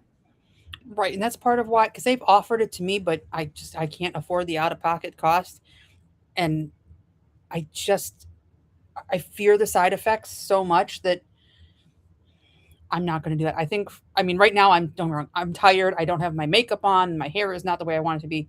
But when I'm made up, I don't think I look like I'm 43. I think I look like I'm 43, but like a normal 43. But I've seen people that are, in their 30s who really look like they have fallen down the ugly tree and hit every branch on the way to the ground. So feeling seen right now. Thank you. I will take my wins where I can get them and hold on to looking my age for as long as possible. All right. Okay. I mean, I really don't have any dogs in the fight this week because I had planned on sitting down and writing, but I've been getting too many other things put together. So, yeah. Real quick, we won't get into it, but a judge also ruled about a half hour ago that he will allow Trump to end temporary protected status for Somalians. Woohoo! Bye. Bye. Yeah, that is one of the most lovely things about this administration is at least temporary actually means temporary again, at least for now. So, right. Yeah. Problem is, since Congress isn't doing it again, it'll get all undone. If there is a change, it's all going to get undone. Except, remember when everybody said that when Trump came in and he tried to undo all of Biden's things, and the judge says you can't do that. So, right, but the judges will let the next Democrat president do whatever he or she wants. So, well, of course. Anyway, all right, folks, we're going to get out of here. I do believe there will be a he said, she said tonight. Part of the issue last week is I was trying to get air conditioners installed and fixed and a million other things. And I wound up having to go help with some stuff at my dad's house. So, yeah. Anyway, we're going to get out of here. Hope everybody enjoys the rest of your Friday. Podcast versions will be up shortly. I'm going to have to separate out some things, clean up some things, and do all those things. So look for the podcast by no later than tomorrow morning, but hopefully sooner than that. And want to thank Amy, who's still with us, and BZ, who left us because he had other things to do, which is fine. Didn't hurt my feelings or nothing. I'm just kidding. Bye, everybody. Bye.